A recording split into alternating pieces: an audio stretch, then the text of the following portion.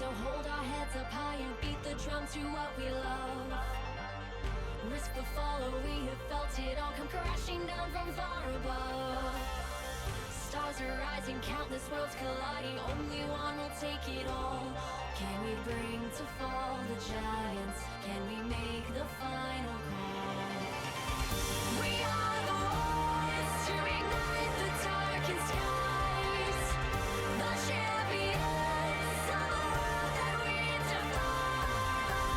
A solo ride of the few who rise up high, and we all fight at the last light.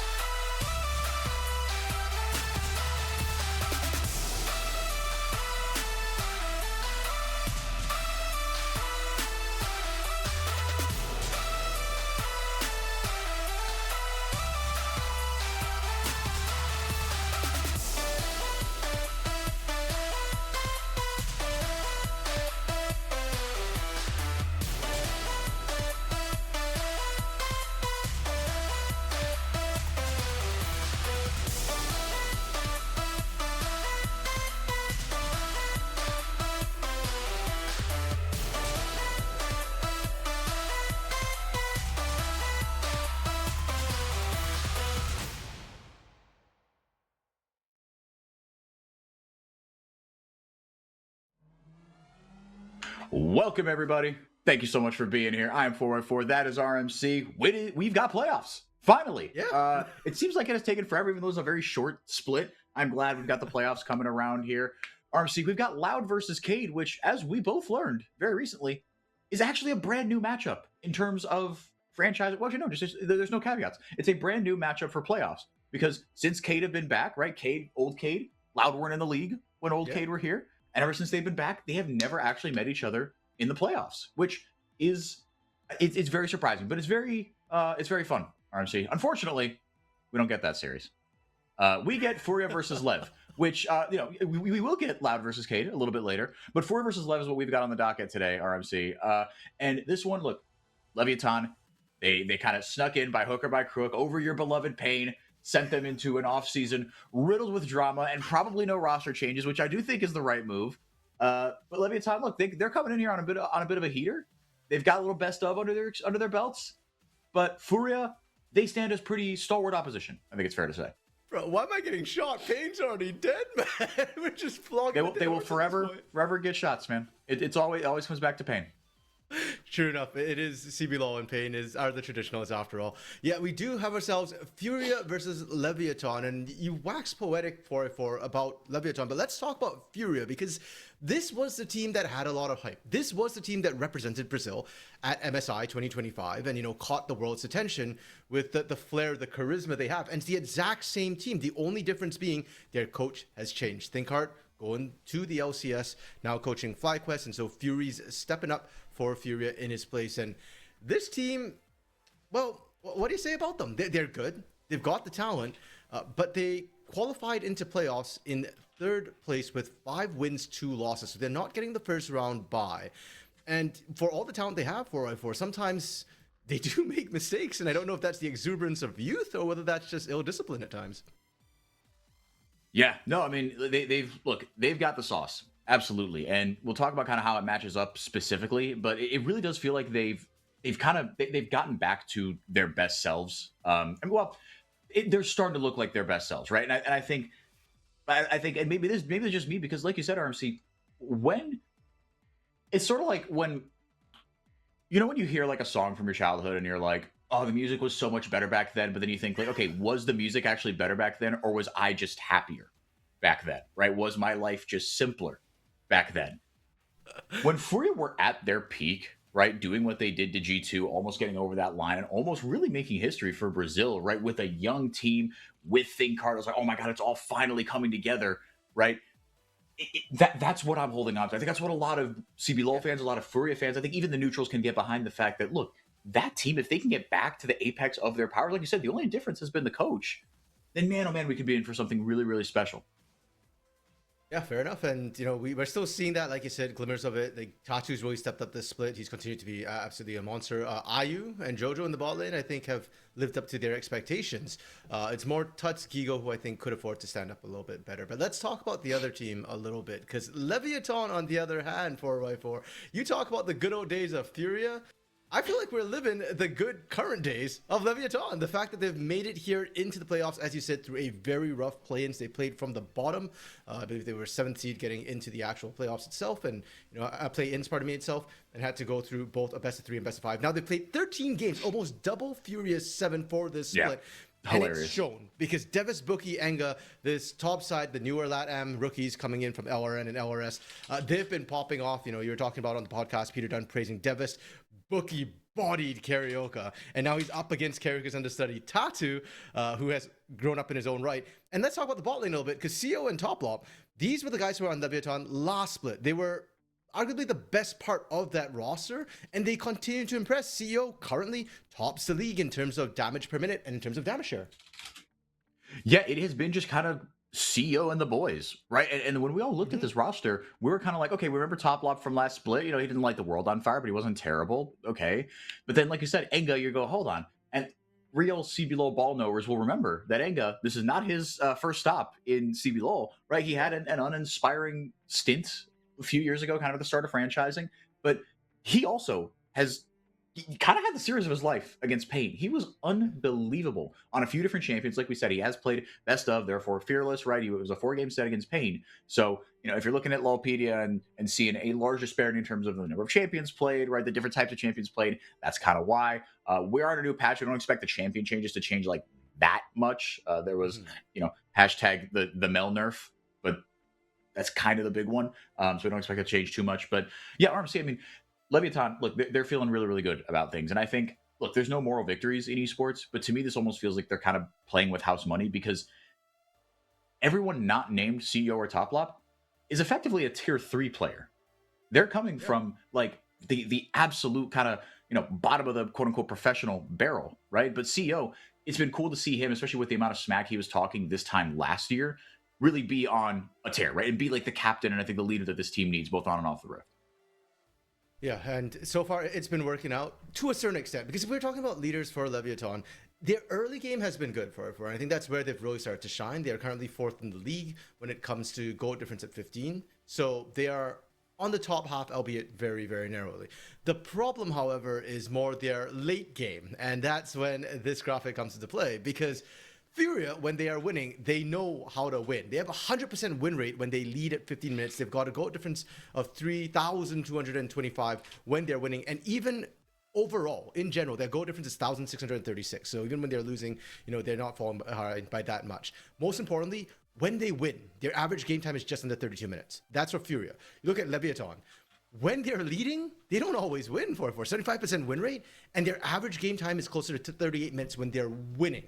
That's losing game time for a lot of teams who are dragging things out. But Leviathan, on the other hand, they're struggling to close out. So if we're talking leadership, I am a little bit concerned because against a team like FourY4, if you're giving them that much time, they'll find ways back into the game. And that's if you can even find the goal lead at 15 minutes. Well, and that's kind of the thing, right? It's like I genuinely, I'm not trying to do this to you, RMC, but with some of these stats, right, with like the early game stats and even like, the fact that their mid games were kind of like not as horrible. It's like, or like I should say resulted in more wins. It's like, are they good or did you just play Payne? Because Payne they were, and I know we use that joke. That joke is reserved for Fluxu. But now I have to throw it at Payne because as you watched that series, that was ugly from Payne Gaming. There was solo easy for Love. That was not a nice closeout for Love. No, it wasn't. But that's what I'm saying. It's like I think like the gold lead being inflated, right? From just Tinones being like, oh, I didn't think Electrocute would do that much, or like Karaoke not flashing at level 1, being like, actually, I'm gonna go back to the quadrant of the jungle where I just got my, like they made the early game a little bit easier than they should have. But to your point, RMC, Payne did, again, whether it was.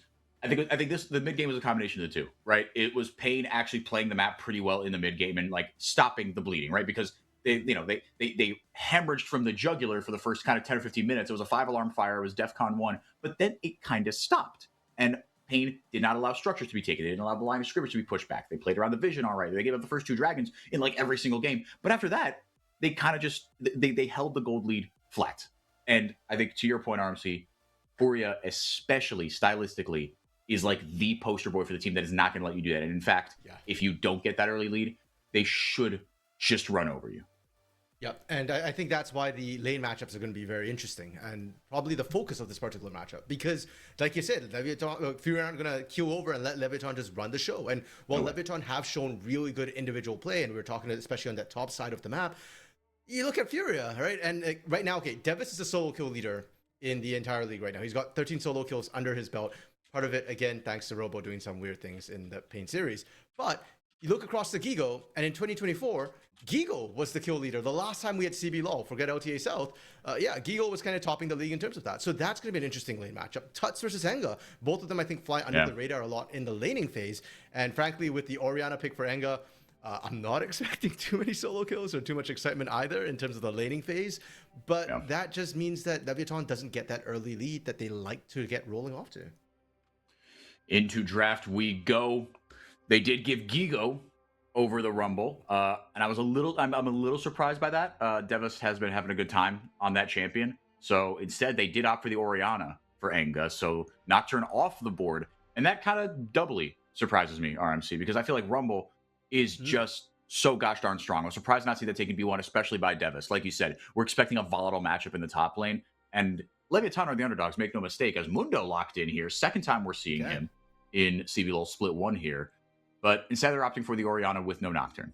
Yeah, and I think it's a good response to seeing that sort of Rumble Pantheon combo come through. Both of those are more burst-heavy champions, and with something like Mundo with Scion, these are tanks that can soak that initial damage. And once once that initial burst comes down, they kind of go down. So FourY right now, they've still got their mid and AD carries still available to pick, so they can pick sustained damage, especially in the current meta.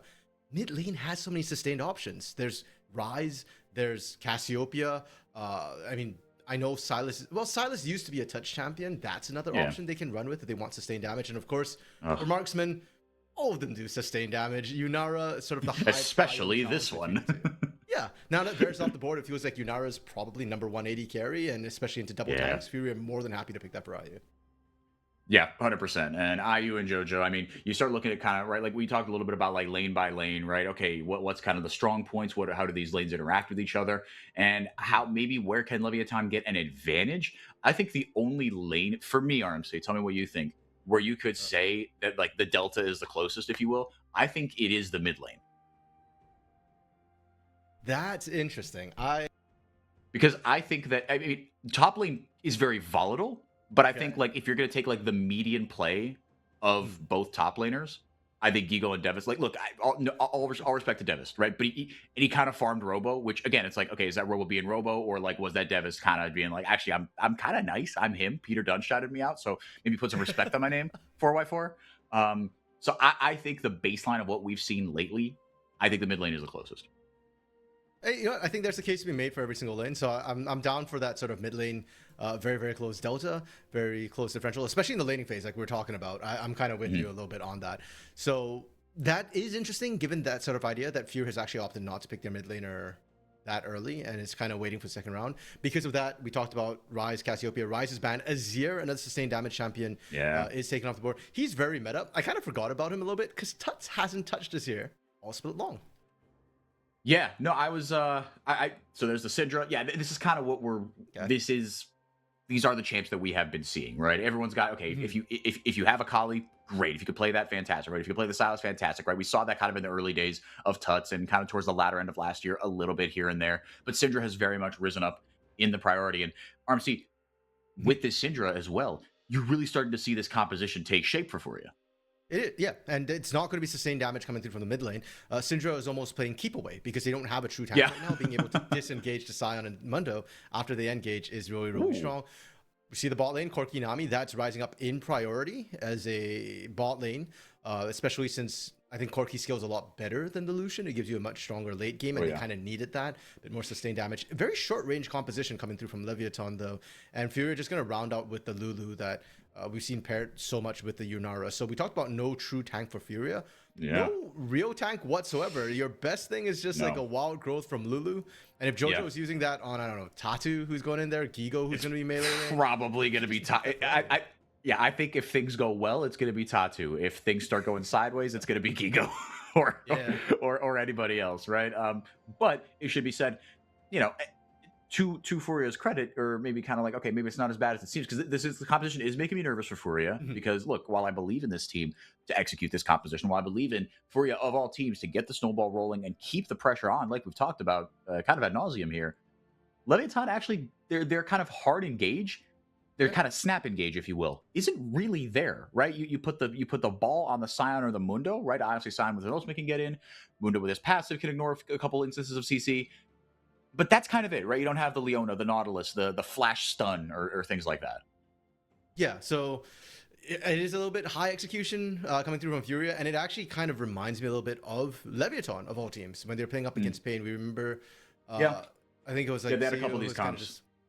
He's walking up, he's front mining as an AD carry sometimes, trusting that, hey, I'm skilled enough to pull this off. And now IU's doing that. The other thing we have to keep in mind for FourY, we're into best of threes. Like, we started this in the play-ins, but we are also doing this for the playoffs. The upper bracket is best of three, lower bracket is going to be best of five. So eliminations are best of five. But it does mean we're back into full fearless. So some of these champions that we're seeing in game one might be takeaways, like the Syndra, because both Tuts and Anga have played the Syndra. And do I think it's the best champion here? I'm not sold on that. I think a Ryze They'll be much stronger as an R3 Yeah. and then maybe leave Yunara for later. But they might just want to take the Syndra off the table early on, give Tuts that champion that he knows is contested and is going to be stronger. Yeah, I think I'd agree with you there, especially with the mid lane, right? I think that pool, as far as kind of like the S and A tier champions, that kind of dries up pretty quick, right? We saw a few of those should be taken off the board just via bans, right? So they're going to be interesting as the series goes on, especially if we go the full 3, right? Do you start just taking those off the ban list and say, actually, okay, with B1, we're going to kind of yoink this, right? Because I think the pool of S and A tier mid laners is so small.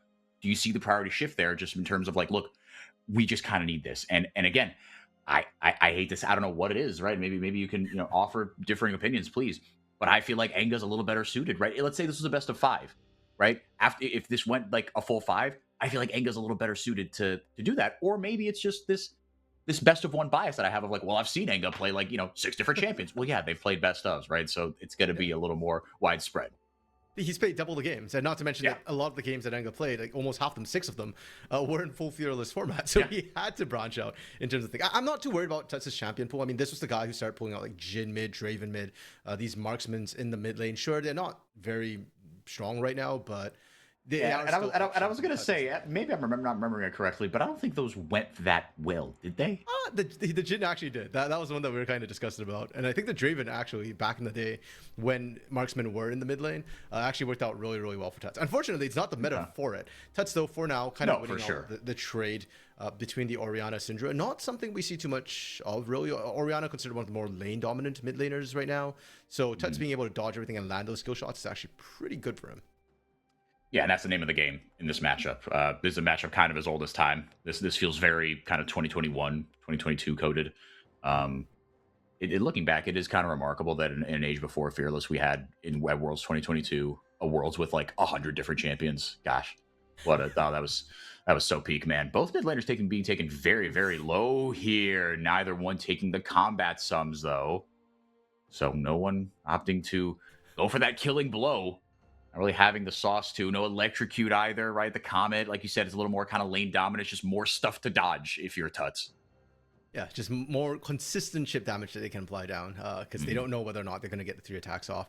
Tuts going to use the teleport first, but still going to miss out on 2 minions. So small advantage for Enga on that push. And in the jungle for Bookie and Tatu. If you remember what Bookie did to Karaoke, he just invaded right from the get-go. He's been punishing, and he's continuing to do that on Mundo, who goes where he pleases. Tatu able to fend this one off, though, without too much help from his lanes. Famously goes where he pleases. Yeah, that was something we didn't kind of touch on that much, as the Aqua Prison does miss. You getting some return damage down, but he's kind of just face tanking CEO's. Oh my goodness, the Gatling gun. That was very, very close.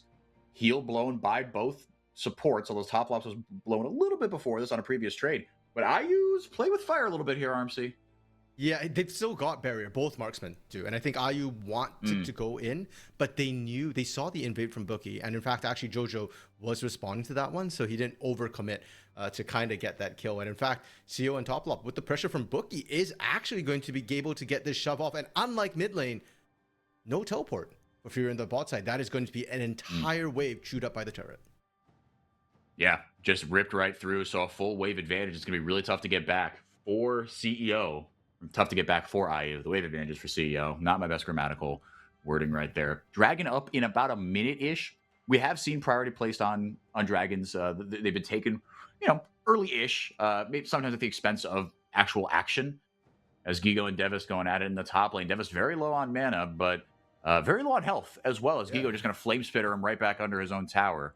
Jojo and IU holding the wave in a pretty good spot right now. I think, like you said, not just trying to keep that freeze there, as you can see. And huge props to Gigo, kind of winning that one out. It's sometimes hard for Rumble to deal a bit with the shove that can come out from Sion and playing in the melee range of Sion when you're overheated. But Gigo's been able to do that. And Gigo has to kind of press his advantages early. Once we see a Kinnick Rookin come through, that lane feels really bad for Rumble, even with the Leandries. Like, yeah, you can chip down the Sion, but oftentimes, like, Sion's just going to shield up and survive and just perma push into you. And the ganks start to come through as well. And speaking of ganks, FourY4, pressure on Furia to get ganks rolling. Because their composition, technically Yunara and Syndra scale very well, but without a front line. We talked about the snap engage Leviathan has. It gets hard for these scaling picks to actually get the damage off. And if you don't have the lead to absolutely just melt that front line, I Yeah. worry for FourY and later team fights. And with the Pantheon as well, you've got that point and click stun available very, very early. We haven't seen Tatu find anything whatsoever. He's just been power farming up to this point. Yeah, try to hit that level 6. I mean, I would say try to hit that level 6. I mean, he is just hitting the level 6, right? As Pantheon, your goal shouldn't be, I got to get to 6, because like you said, you have flash, jump stun, and you have the ability to mitigate damage with the Aegis Assault and whatnot. And I feel like it's almost that top lane matchup, as Bookie actually finds Tatu here, interrupts his recall. CO taking a lot of damage, IU getting chunked down a little bit here. Both bot laners down to about half health. Bookie just famously going where he pleases, getting a little bit closer, but just shoving Tatu out of his own jungle. No camps to take on that bottom side, so it won't be really kind of capital P penalized for it. But yeah, Arms, I couldn't agree more. As actually Flash blown in the top lane by Gigo, so not entirely sure what went down there, as the health bars weren't really low, but anywho.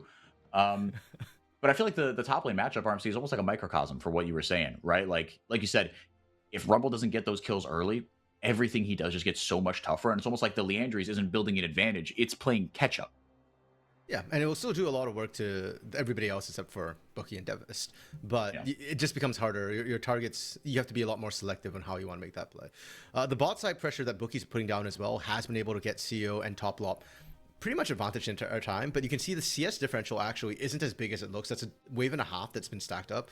So IU and Jojo actually have been able to catch up. They're kind of okay in this 2v2 or 2v2.5 situation.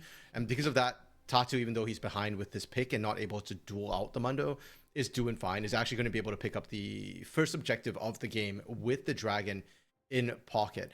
He gets really low doing it. There's a honey fruit there. I just wish Tatu would just take that honey fruit and gank the bot lane. He's 6 now. He has the Grand Starfall, and CO and top up are being pushed up quite far. Yeah, and no tidal wave either, right? No kind of, I mean, maybe you're waiting for, conversely, JoJo's ultimate or transcend oneself from IU, but I think just the upfront damage should be enough, right? And you're going to be ahead of CEO on combat power because he's sitting on that tier. So those little advantages, you've got those.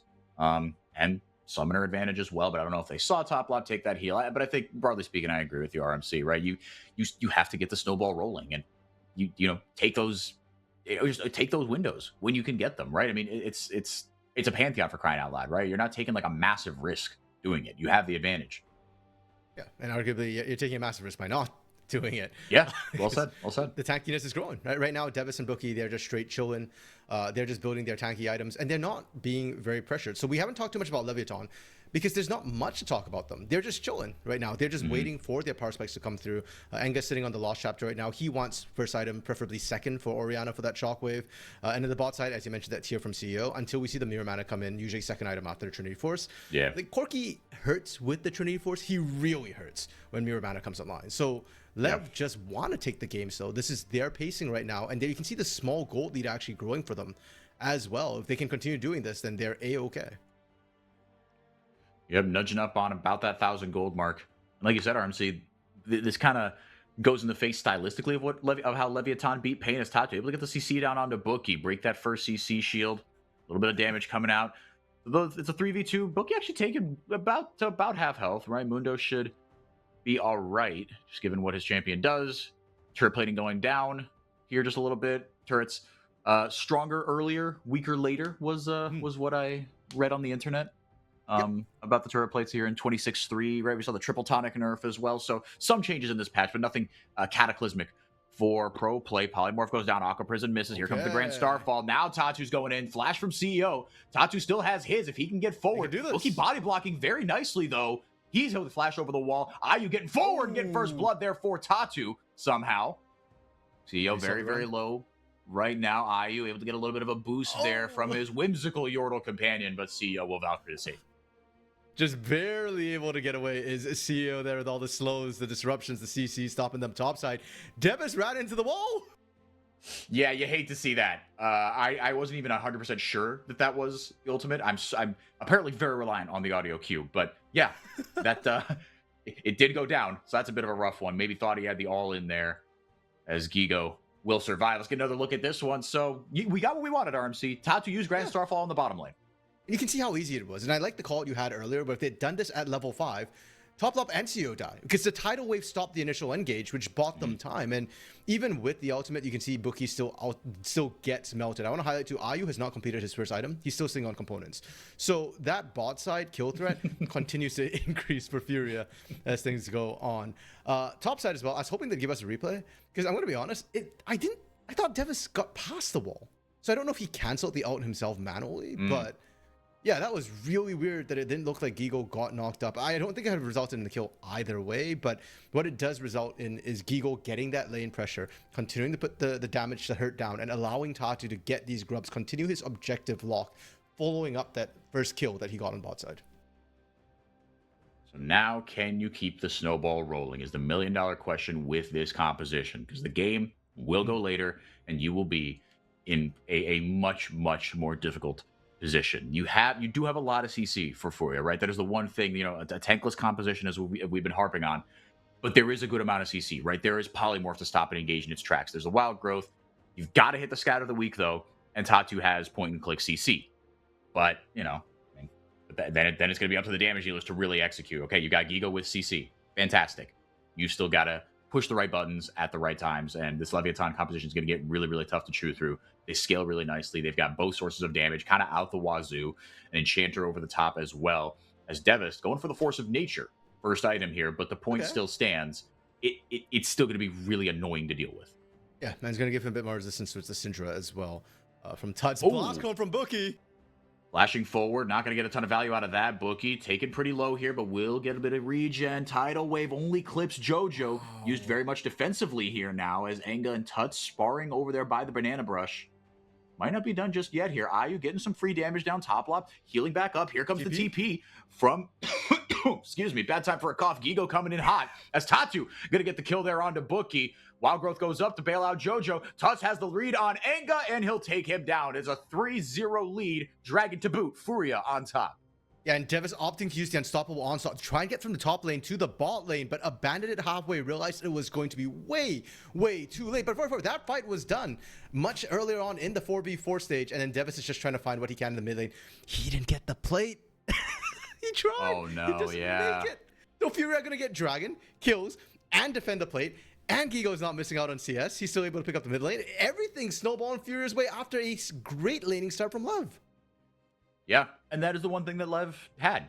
Even that series against Pain, it was a lot of solo kills, right? And say what you want about Pain, maybe throwing more than Lev catching. These are still very experienced laners, and you still got to get the solo kills, right? It's not like you're just bodying in CS. Leviathan, they've been playing aggressively and really taking the opportunities where they can find them. It had been a good start here, especially in the bottom lane, but Tatu and company have turned it around. And I'm really impressed by sort of Ayu and Jojo's sense for engage, because we talked about the fact that Ayu might have to frontline a little bit. Yeah, he initiated this fight. He went, okay, I see the angle. They've burnt enough CC. Tidal Wave is down. Bubble is down. I can step up right now, and I can just be aggressive. And this was the unstoppable onslaught. The fact that Devis did it so late, I feel like was the issue. He was halfway down the river before he started using the unstoppable onslaught. If he did it right from the top lane, right from the get-go, he gets down there faster, and he probably would have arrived roughly the same time as Gigo. Now, the fight was over by the time Gigo got there. But Devis arriving late might have been able to turn the tides, whereas Gigo showing up late doesn't do anything when your team's already winning. Yeah, just another big body in the front line. It's just another nuisance to deal with. You have the CC, right, the decimating smash to be able to just be a little bit more disruptive. But instead, we're back to the wet noodle fight in the top lane.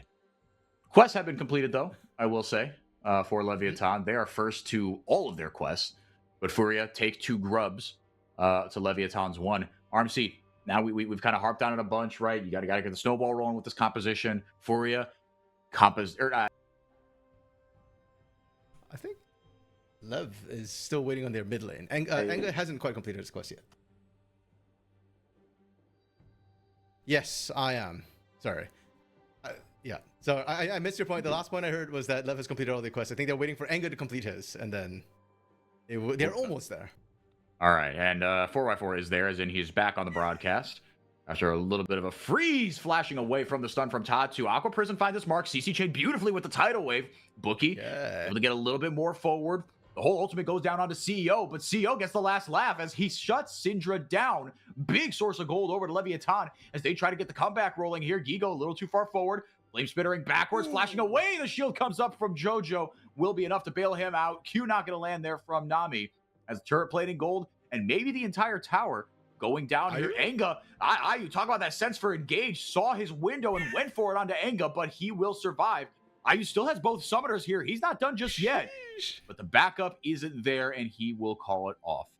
And I'm still looking for more. Ayu just knowing when the cooldowns are up that he can't afford to walk, cancels the base onto CEO. That's actually critical because that's going to be extra plates that Ayu's going to be able to pick up, nullifying some of that gold that went over from the kill. But for Furia, we got to see a little bit about the concerns we had, their inability to cut through double tank. They're burning everything just to take Bookie down right now, but you saw it happen when Devis showed up, that big body you were talking about earlier. Yeah, they can't take out both Devis and Bookie. And Bookie is kind of scary one because you dump the damage on him early, he walks off, he comes back full health. And Devis is going to buy more than enough time. Tuts trying to use the ultimate on CEO, overextending to get that done, didn't even really burst him. So yeah, Furia feels like they're, in a little bit of a trough right now. They have to be careful how they pick their engages. Can they win? Yes, but they've got to make sure that they're not playing front to back into double tank. Yeah, so that's what I was going to ask you. Hold on. I think we got our answer here. You can't play fights traditionally. Tatu goes from Bookie right onto CEO. Healing comes down onto him, and the shutdown goes over to FourY or to Leviathan again, giving over a lot of gold needlessly here. Tatu thought he saw the window, but they said, "Get down, Mr. President." And he survives.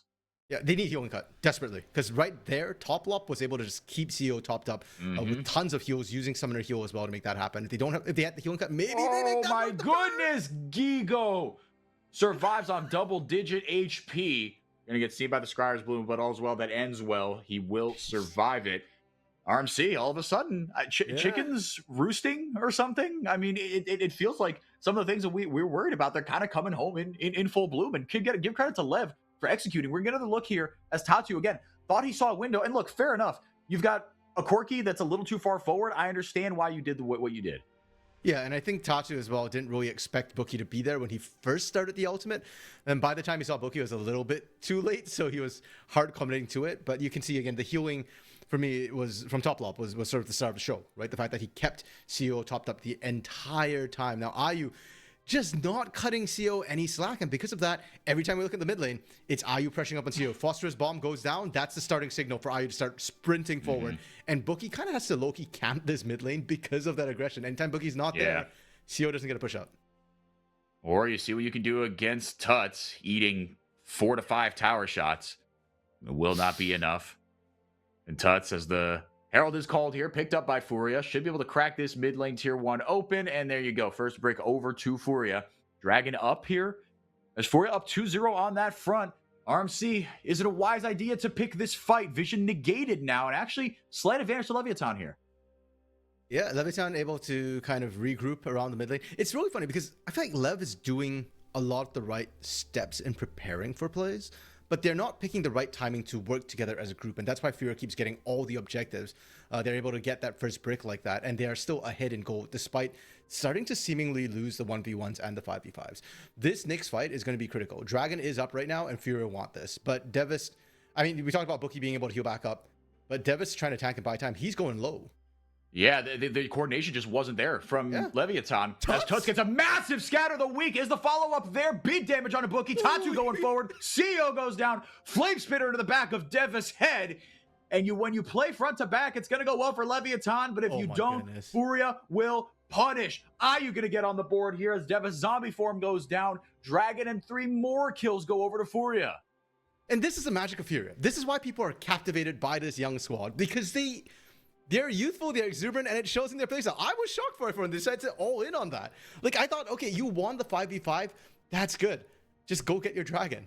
That's your prize. But instead, Tuts saw the angle. Bro has been struggling a little bit this game. He flashes forward with that stun, catches them, and Tatu's willingness to dive in 1v5. He was diving in pretty much solo on that situation.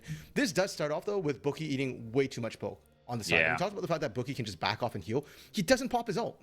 And to me, that was really greedy. He wanted to wait for his passive, but Devis didn't get the memo. And Devis on the other side was threatening engage. You can only do that if Bookie can actually follow up. And because Bookie uses his ultimate so late, he's going to be really, really low. He doesn't actually want this fight. And then CEO kind of got left to dry because both tanks were running, both tanks were low. And props to FourY for seeing that engage angle, for all of them willing to just hard commit to that all in, and they just keep on chasing. So not only do they get the dragon, that was the rightful prize, getting those 3 kills, accelerating the gold lead. They were only what, 1,000? 1,005 ahead. If that. They've more than doubled their lead.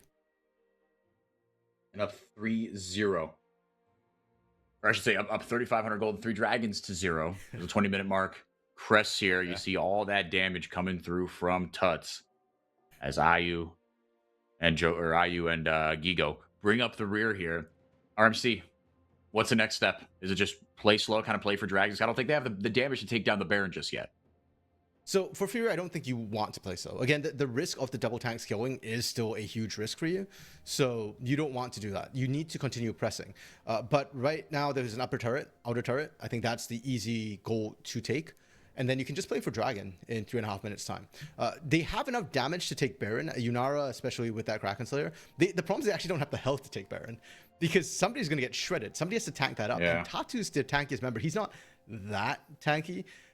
With the Baron shred that can come through, that would be Leviathan's big opportunity to come back in. So just play, take that gold, push out your lanes, play for Soul. Once you get Hextech Soul, it gets a lot easier. The Soul, Hextech Soul still applies that chain slow that can come through, and being able to chain slow the tanks means that you can create the space for your carries to actually pump out their damage. Especially when, these tanks don't have gap closers, right? Like, no one really on this team has a gap closer from Leviathan. We talked about it a bit in draft. Big shockwave gonna find its mark as Syndra goes down. Tatu next on the menu here, potentially trying to take Enga down with him. He will. Gigo getting some backup here as Jojo and IU bringing up the rear, but they're getting chased by Bookie and Toplop. Not a ton of damage from this Leviathan side, but it's a couple big bodies to chew through, and IU does just that. Yeah, the spacing. Bookie, unfortunately, not quite able to close the hole. Did they find Jojo? CEO wanted the all in there onto Jojo. Decimating Smash not going to find its mark either. Damage coming through from IU. Yeah, Devis getting sped up here by Toplop, and that's kind of the only hope they have. It's all just on the back of CEO. As the tidal wave goes out, Gigo saw the window, and boy, did he take it. Gonna get boosted up by the wild growth. Jojo goes in, pops that ultimate, goes right back out. It's a 1-for-1, but the shutdown does go over to CEO and gives him a bit of a bump back. It's just the extended fights that neither team wants to give up, right? This starts with the attempted dive from FourY4. Let's not forget how this started. It was FourY4 looking for a gank, and Devis actually finding the flank angle with the beautiful shockwave from Enga. And despite the fact that they lose too, FourY4 down a man, 3v4 still says, we can do this. And again, it's IU and Jojo stepping up, right? The way IU's positioning so aggressively, man, I am getting Titan-esque vibes from this game. And I guess that's why I've enjoyed watching Yunara and CBLOL, because the AD carries are willing to step up with them. Yeah. No, and there is so much damage that you can output in such a short space of time. And IU, man, I mean, and this is kind of the IU that was promised, right? This AD carry that's gonna play on the knife's edge and be willing to take those risks, especially when you have both the summoners up. You've got just enough backup to be dangerous. IU playing this game just monstrously, like a man on a mission. The gold lead is not going to reflect that because the kills have gone elsewhere, and CEO has a couple of shutdowns to his name, so it's going to look a little bit unbalanced here. But IU having a monstrous game on this Yunara, making his presence felt. Tatu taken low. I thought Tuts was going to do that, scatter the week, but doesn't end up doing that. As Gigo, he's 2 items in right now, RMC, and another Haunting Guy's in tow. Got the Bloodletter's Curse down as well. And I love the Blackfire and Cosmic Drive here from Tuts. Going to go right into Pen in that 3rd item. So it seems like the right choices are being made as far as itemization here, 25 minutes into this game. Tell you what I don't like, though. Still no heal cut from FourY4. True. Which, it's kind of a double-edged blade, because on one hand, not having the healing cut really sucks, but they're winning fights without it. When they pick it up, Bookie's gonna melt. That healing from Toplop is gonna be a lot less effective. No, it's gonna be really rough. It feels like it's like you're winning so far. Unstoppable Onslaught comes in. Decimating Smash will find its way onto Tuts. CC coming down from Tatu. He gets shockwaved up. He gets wild growth up in the response, and CEO gets another kill here. These fights being played in close quarters, going Leviathan's way at times here. Devin's gonna flash away. Gigo gonna flame spirit over the back of the head. But Leviathan hold strong. They're kind of edging over to the Dragon. TP coming back in. Tuts, gonna join this fight again. He's got himself maybe another full item. No, it wouldn't be another full item. It'd be another component, but the CC goes down to Devis, and Tuts will get the kill with the unleashed power. Devis just gonna kind of walk towards his enemies menacingly. Another Scout of the Week lands here. The CEO getting taken way too low. IU with the punish, and now he's got Bookie in his crosshairs as he tries to go forward here. Blasco not going to be taken. Touch with the flash forward and the scout of the week, and Gigo's helping clean it up. Enga is next on the menu. Top Lop goes down, did his darndest to heal it up. And RMC, it was a promising fight start for Leviathan, but FourY4 just kept the foot on the gas, played it so patiently. And they've been doing this all game, where they just keep pressing. Every time they're down a man, we don't care. We know that we've more sustained damage. We know that we're stronger. We know that IU wants to go. What is shocking to me, FourY4, is more, what's going on this bot side of the jungle? Is there like a hidden blast clone that's forcing Tuts to flash every single time? Like, how many times did he flash? Second time at least this game, where he's just flashed aggressively. This starts off with, of course, Devis kind of getting picked off. Yes, he's tanky, but not tanky enough, and he's not the guy they need healing cut for. Then, because he was there, he kind of baited CEO, because CEO thought he was safe with the bodyguard, thought he had the right angle, and then Touch is just finding all these angles. And right here, that flash again. Gorgeous. Yeah, just flash multi-man scatter of the week. That's the second time we've seen it in this jungle, in a very, very similar area. And it's all icing on the cake, because once again, did you need it? No. You got the prize. Tidal Wave goes out. Tatu always going forward. All gas, no brakes. Gigo comes out of nowhere and melts Enga into a pile of scrap metal. Devist is in trouble. He's next on the menu. Leviathan are throwing this one away, RMC. They are falling like a house of cards. Baron on their sights.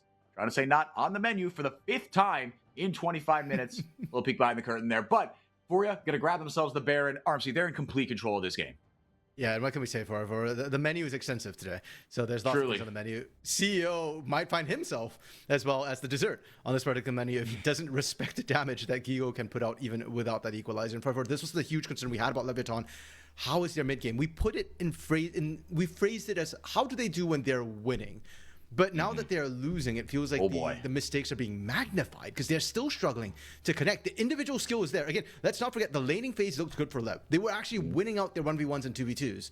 But when they started having to go to 3v3s, 4v4s, 5v5s, that's when it feels like they're struggling, and the shot calling is very much lackluster. Yeah, they felt fragmented, right? I mean, like, it's, you know, when one goes in, the other one maybe doesn't, right? And again, you have no snap engage, so everyone has to be on the same page, right? It's not a Nocturne Orianna. It's not an Orianna Hecarim or an Orianna Nautilus Leona Rakan, right? You can get in a hurry and pull off that Shockwave combo. I mean, I've seen one good Shockwave, and that's not even to slander Enga. It's just the team is not playing synergistically. There's a Summoner blown there.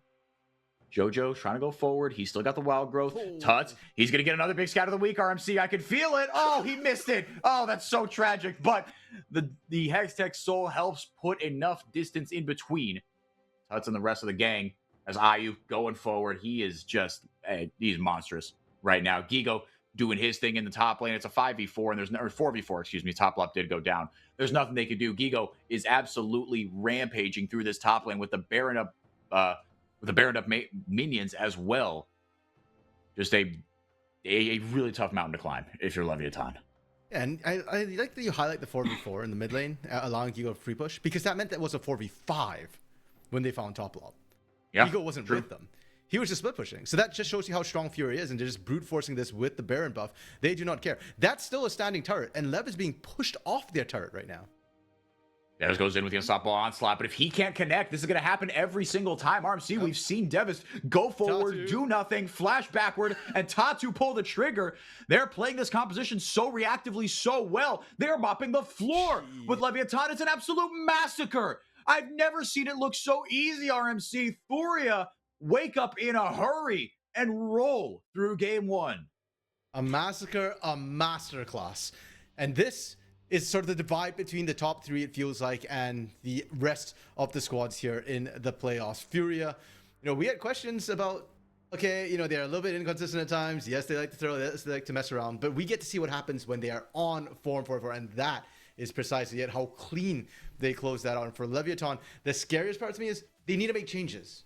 But there's no easy fix for this. When FourY4 outhands you with a much tougher composition. I'm not saying the comp doesn't work, but the technical requirement was so high compared to Leviathan's, and they absolutely bodied you. Where do you go from here? Yeah, it's a rough one. I mean, this was kind of the nightmare scenario, right? When we were previewing this on the podcast, thinking about it, you go, dude, and even you and I were talking, it's like, look, this this could get really ugly. Like Furia could just win that exact game like 9 out of 10 times that they play because they are a freight train when they get rolling. And especially with a competition like this, they kind of had no choice to. But to your point, RMC, Furia, they executed on that composition, right? They didn't allow the game to stall out, right? I asked you, okay, what's the next step at about the 25-minute mark? You said they cannot take their foot off the gas because if they do, eventually this will get too difficult to deal with. But then on the flip side, Leviathan didn't really do themselves any favors either. I mean, their team fighting was suspect. It wasn't coordinated, and with that composition, it had to be.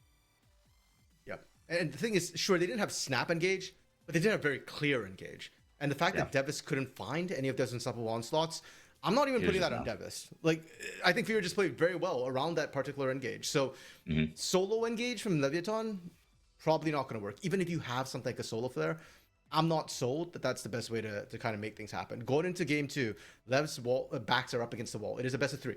So you've already lost one game. You can't afford to lose another. I want to see multiple sources from engage, whether it be from Bookie. I mean, Mundo did its job. It's great. But I've seen Bookie on J4 and Wukong, and that looks a lot sexier to me. Get top lock back on engage, whether it be full up engage or snap engage like you were calling for. 2 sources, I think, would give them a lot better angles to get in. But the fight itself, or for that's where I'm a little bit scared because Ayu looked like he had CEO's number, and Tuts looked like he had the numbers to the whole damn show. Yeah, no, Leviathan, they were seeing ghosts, man. When that first unstoppable onslaught didn't go in, it was just panic stations. It just looked so fragmented and frazzled, and just like it felt like everyone in the building knew if this doesn't work, oh no, like it's just a slow, sad descent back to the gray scream. As our producer in our ears going, yeah, they're showing the replays. That's kind of what's happening over and over and over again.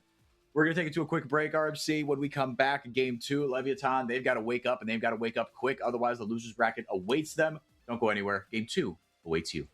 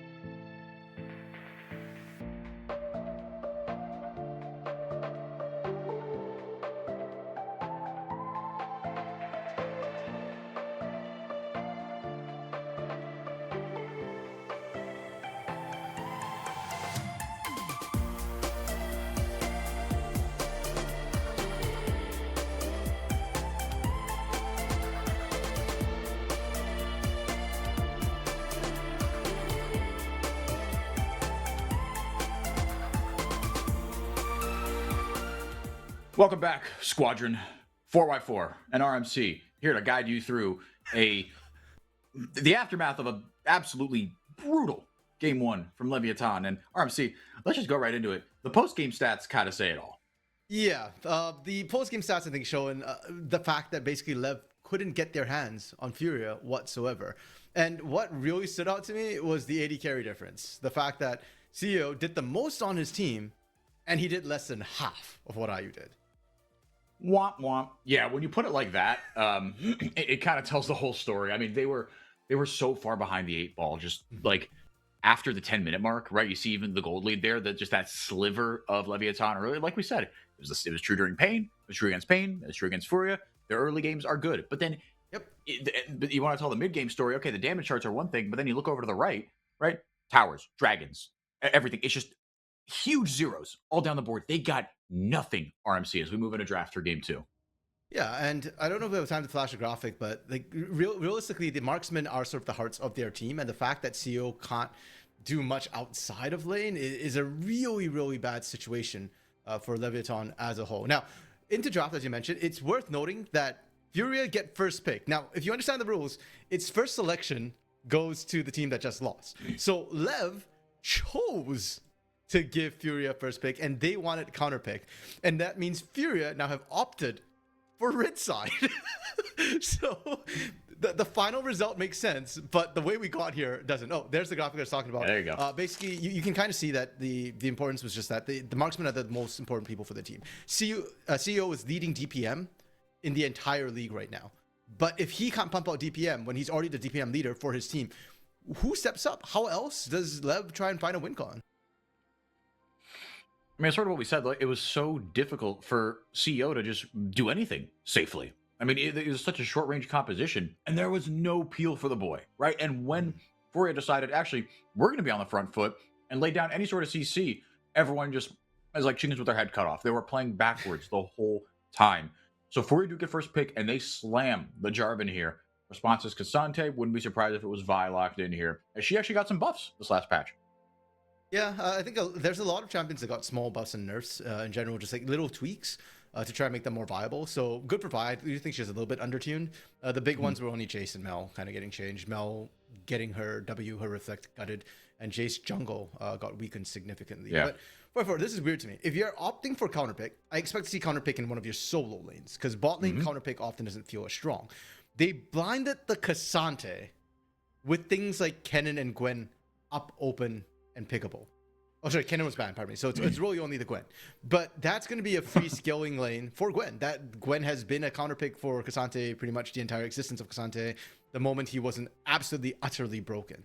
So to me, that says maybe they're looking for counter pick for Anga. But when I see a Vi picked in the mid lane, my brain automatically just goes to Ahri and Talia as potential picks. And neither of those are great counter picks. They're both actually really good blinds. So I'm not sure what Lev is doing with the counter, and I'm really curious to see where this goes.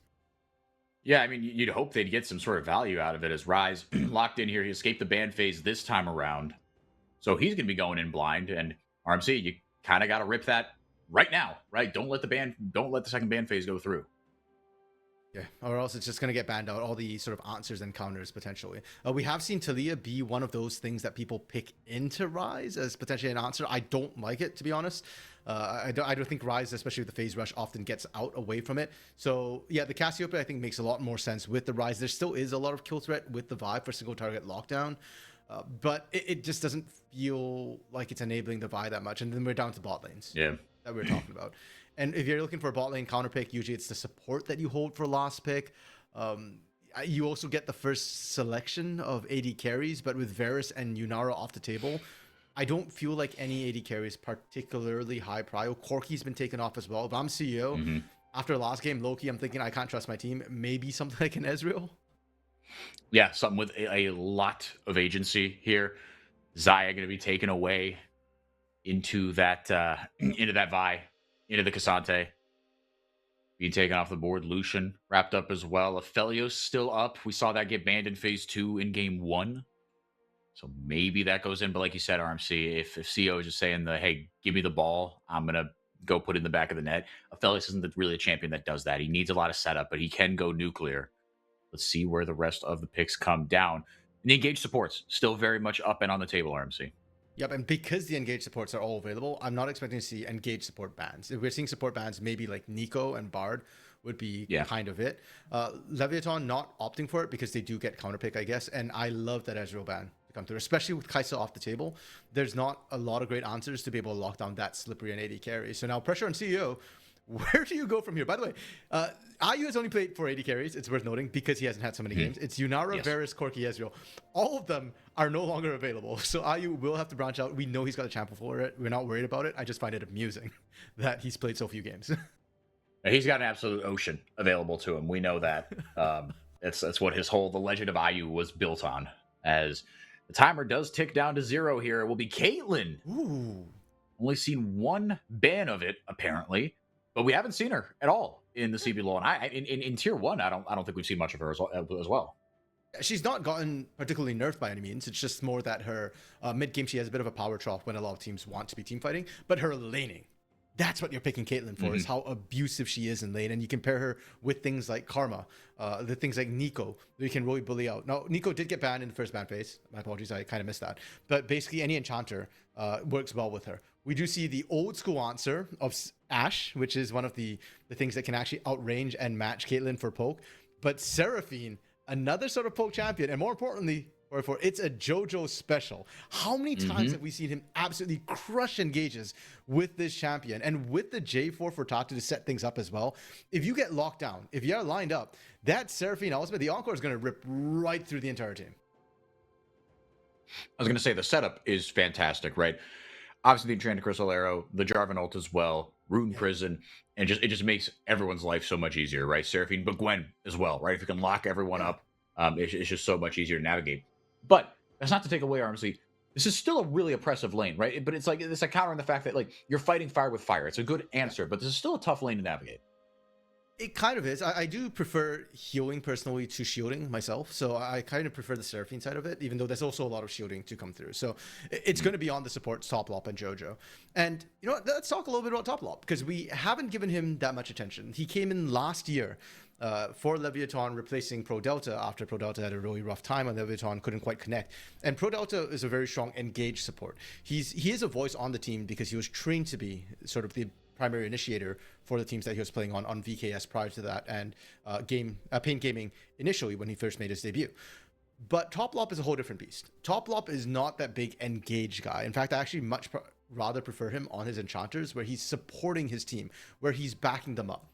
But likewise, he's not the most mechanical of supports either. And if you're talking about fighting fire with fire, when it's going to be about pokes and shields between JoJo and Toplop, I get a little bit concerned because, as I've said, Toplop has not impressed me with his mechanics, but JoJo originally made his name on mechanics and great engage sense. And so this bot lane, which was already really tough for CEO last game, now you're putting more pressure onto Toplop to perform. He has to step up here. It's yes, the AD carries are going to be poking each other, but between Karma and Seraphine, it feels like the supports are what's really going to determine how the 2v2 goes. Oh, absolutely. That the secondary damage and, like you said, deciding where to invest your mana, where and when to invest your cooldowns is going to be huge in determining how this lane plays out. FourY, as you can see, up 1-0 in that gorgeous Demacia skybox. One more loss, Leviathan will meet the losers bracket. Los and Red await the winner of this one, and the winner of Cade versus Loud. They will pick amongst the winners. So they have opponent selection, but the opponents have not been determined yet. So, RMC, if we get something like we got in game 1, I think Los Grandes will pick literally anybody. They might pick HLE before they pick FourY with the way they're playing and with the way HRLE are playing. To be fair, but that's not the best. But yeah, RMC, this is a gorgeous FourY composition. And again, I just love seeing JoJo on Seraphine. And IU and JoJo, they've been such a potent duo. But like you said, he made his name on champions like this. JoJo, he's been consistently, like, I think at absolute worst in his career since he came up with Red, a top 4 support in this league. So consistent, so good on so many types of champions. But like you said, when he's got the go button, he at his ceiling is the best support in the league. And this other thing about JoJo to keep in mind is he's been a top 4 support in the league with multiple AD carries. It's not like he's only had IU this entire time, right? He started with, Titan, and then he moved on, and then he partnered with Bruntsy, I believe, for a split as well. and Yep. then now he's with IU. So Jojo's shown that he is good. It's not just his pairings, and he's able to work with pretty much everybody and anybody he needs to work with. So for now, though, it looks like the To bot be lane's fair, pretty those much are 3 very good AD carries. true. All of them, I think, have been top 3. Yeah, easy. Yeah. Within their time. I mean, AD carry is a very stacked role in Brazil, to Yes, be fair. yes. That to me just impresses me more because we've seen supports work with other people and absolutely fail. We saw Curry not work with anybody not named Titan and decide that, no, I don't want to play. And then he had to wait for Titan to come back in before he wanted to play with them. We've seen Seos have good times. And I remember the good old days of Duds the Boy where... Oh, wow. I mean, they were not bad, but I wouldn't call them like a top tier duo, top tier bot lane at the time. I think they had a period where they were, but we've also seen them. They were fall off. solid, So, yeah. yeah, we've seen pairings work and not work. Whereas Jojo is one of the few guys who's been consistent through it all. Yeah, and he seems kind of meta-proof as well. Like we said, he has his strengths with the engaged champions, but in every meta, he is just so solid. Gigo going to take a chunk out of that tower with the empowered auto, just crushing Devist here in this early lane. And RMC, if it goes by the book, this is sort of just a sign of things to come. Yeah, it's really hard for Devis. You're probably going to need some jungle help. Tatu standing outside of bush. That is perfect vision knowledge from Tatu. Actually, yeah. He is in range for the EQ. Trying to get a little bit of damage down on the Tuts is Anga. But Bookie now showing up. Double flash as Tuts reacts right on time. Yeah, and he had to get out before the poison landed. The moment the miasma lands, he's rooted, so he can't run. Yep. CEO? Oh, flashing forward. The barrier's down as well. IU should have more than enough damage here, but the tether will land. It's not enough. First blood over to IU, and they might not be done yet. Top Lop. Gonna flash forward and get the auto, like you said, RMC, with the help of the minions. Top Lop able to get one back. And JoJo is on the wrong side of the train tracks. Tether will land. Kill goes over to Bookie. Leviathan punch literally right back. And that's what you want to see if you're a Leviathan fan right now. Because last game, they tried to make action happen early, but let's not forget FourY4 ends up getting first blood. We get a replay on how this starts, and this is why Ashe works into Caitlyn. Because when Caitlyn misses the poke, if Ashe gets into auto range, she just runs you down. And her poke's a little bit more consistent. The problem for IU, I think, was actually this part, where... To be fair, he was kind of dead to rights. Like, you're not getting out of that minion wave, and top lop flashing, which is icing on the cake. Jojo probably should have just left him and flashed at that point. But because he didn't, he has to kind of give that over. And the kills go over to Bookie. Actually, one of the kills to Bookie, the other to top lop. If you're going to give a kill to a support, these sort of mage supports are the scary ones to give it to. Champions like Nico, like Karma, like Seraphine to a lesser extent. So I think I'm kind of okay with how it went for Leviathan. I want to see Top Lop really abuse this gold advantage he gets, though. I'd love to see a little bit more AP come through. For now, he's just kind of going with the idol there with a bit more mana regen and cooldown reduction, which is good for lane because then he doesn't land more just poke. keep ripping spells. Yep, but then I want to see some AP after that if he continues being able to snowball this lead. Yeah, no, because the Karma, I mean, one mantra Q can just cause you so many problems and just really change the timbre of a fight before it even starts. Again, there's no real tank on this FourY4 roster, so it's not like you're dumping mantra Qs into, a Sejuani, right? You could actually get a ton of value, like you said, if you continue to snowball this lane. Needlework part 1 goes out, Needlework part 2, Needle part Return of the Jedi almost gets down. Flash. Yeah, no flash. Or still has the flash, I should say. Shield up there for Devis at the last second. Gigo still playing this very far forward. He's got his full spell rotation back up. He could just flash Q, like you were saying, RMC. I'm a little surprised he's not, but Devist, yeah, maybe now he's got his full gamut of spells back up. Gigo missing the window. Yeah, he was waiting for his cooldowns because he got that good trade-off, and then he was kind of waiting for his snip to come back up. And because Devis actually played aggressively, managed to dodge out the sweet spot, which was critical for Devis. Now, Tatu is going to be running in. There's a ward in the bush. I don't know if Gigo is aware of that. Nope, because Tatu is going to show on it. Yeah, they're not going to be able to get Devis. Pings are running down, and Bookie... Whoa. The problem is Gigo is using the snip zip to get Devis low, so he needs to wait for it to come back up before he can go diving in and then flashing back out.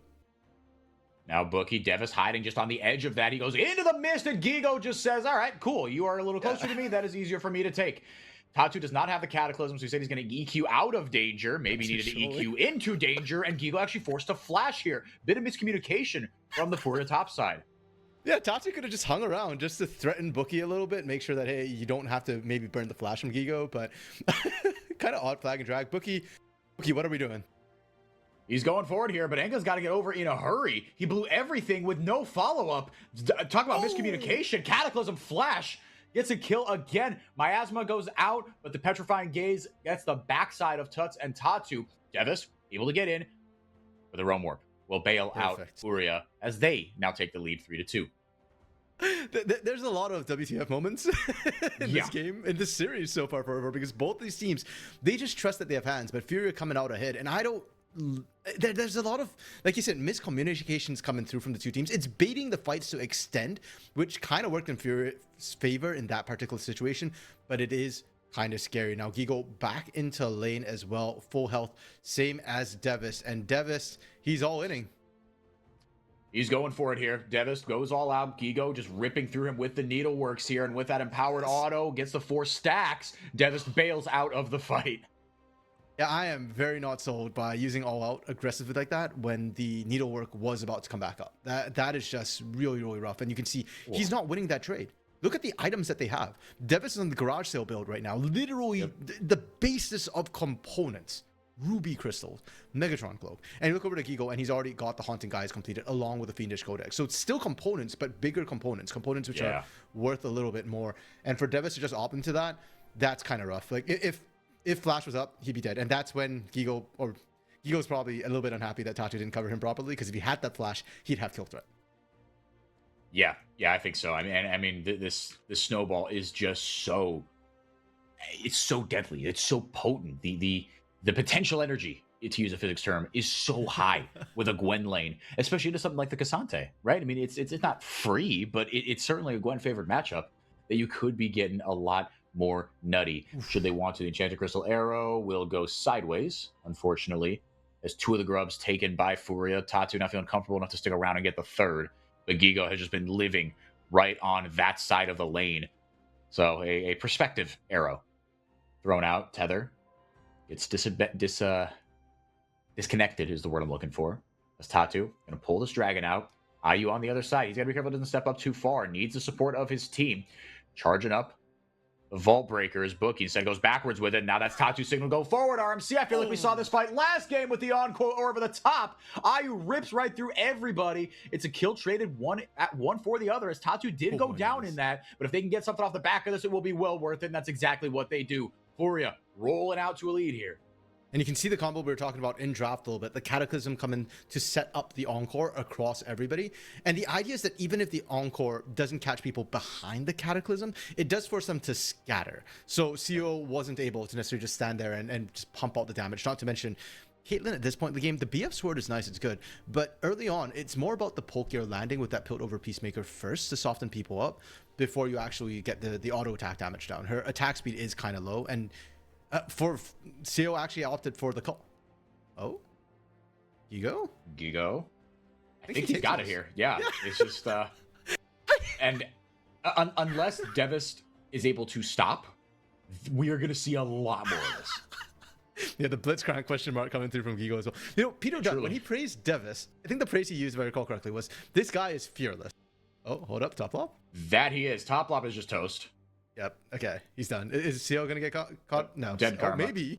Oh, hang on. Might not be done just yet. Good 90 caliber net. Very well timed there by CEO. Perfectly played. And finally, Dragon will go down for FourY4 because that's been up. Oh my gosh, it's still not. Oh, geez. I didn't even. Yeah. Jeez Louise. 10 minutes. They were a little bit slow. They were a little bit low after the last fight, and Tatu was dead after the last bot fight. So they kind of left it. And it's not going to go down because Bookie and Enga are poking around. Okay. Bookie can't take this, but he can stop it. and he'll be damned if he doesn't. Man, he is going to make himself useful if it kills him.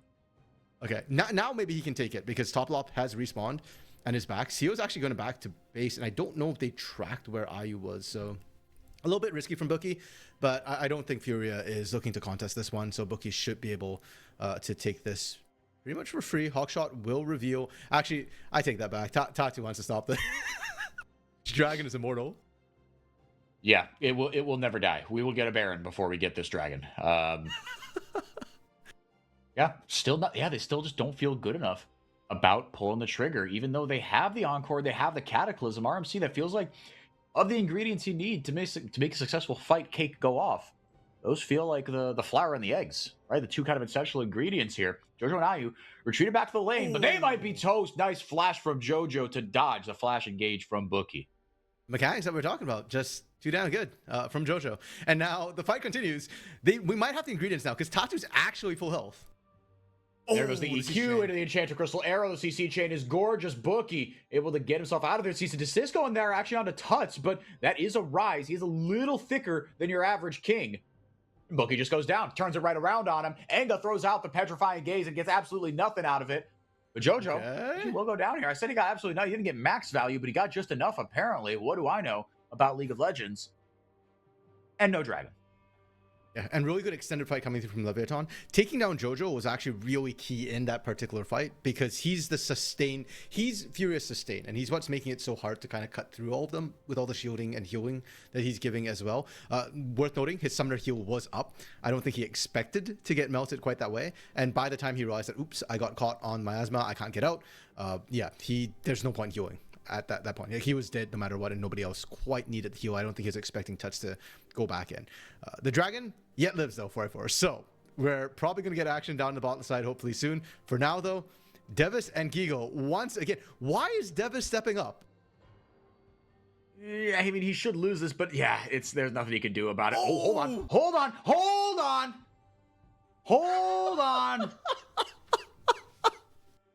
Asante with the fancy footwork. Gigo not quite executing on a couple of critical autos, a little too close to the tower.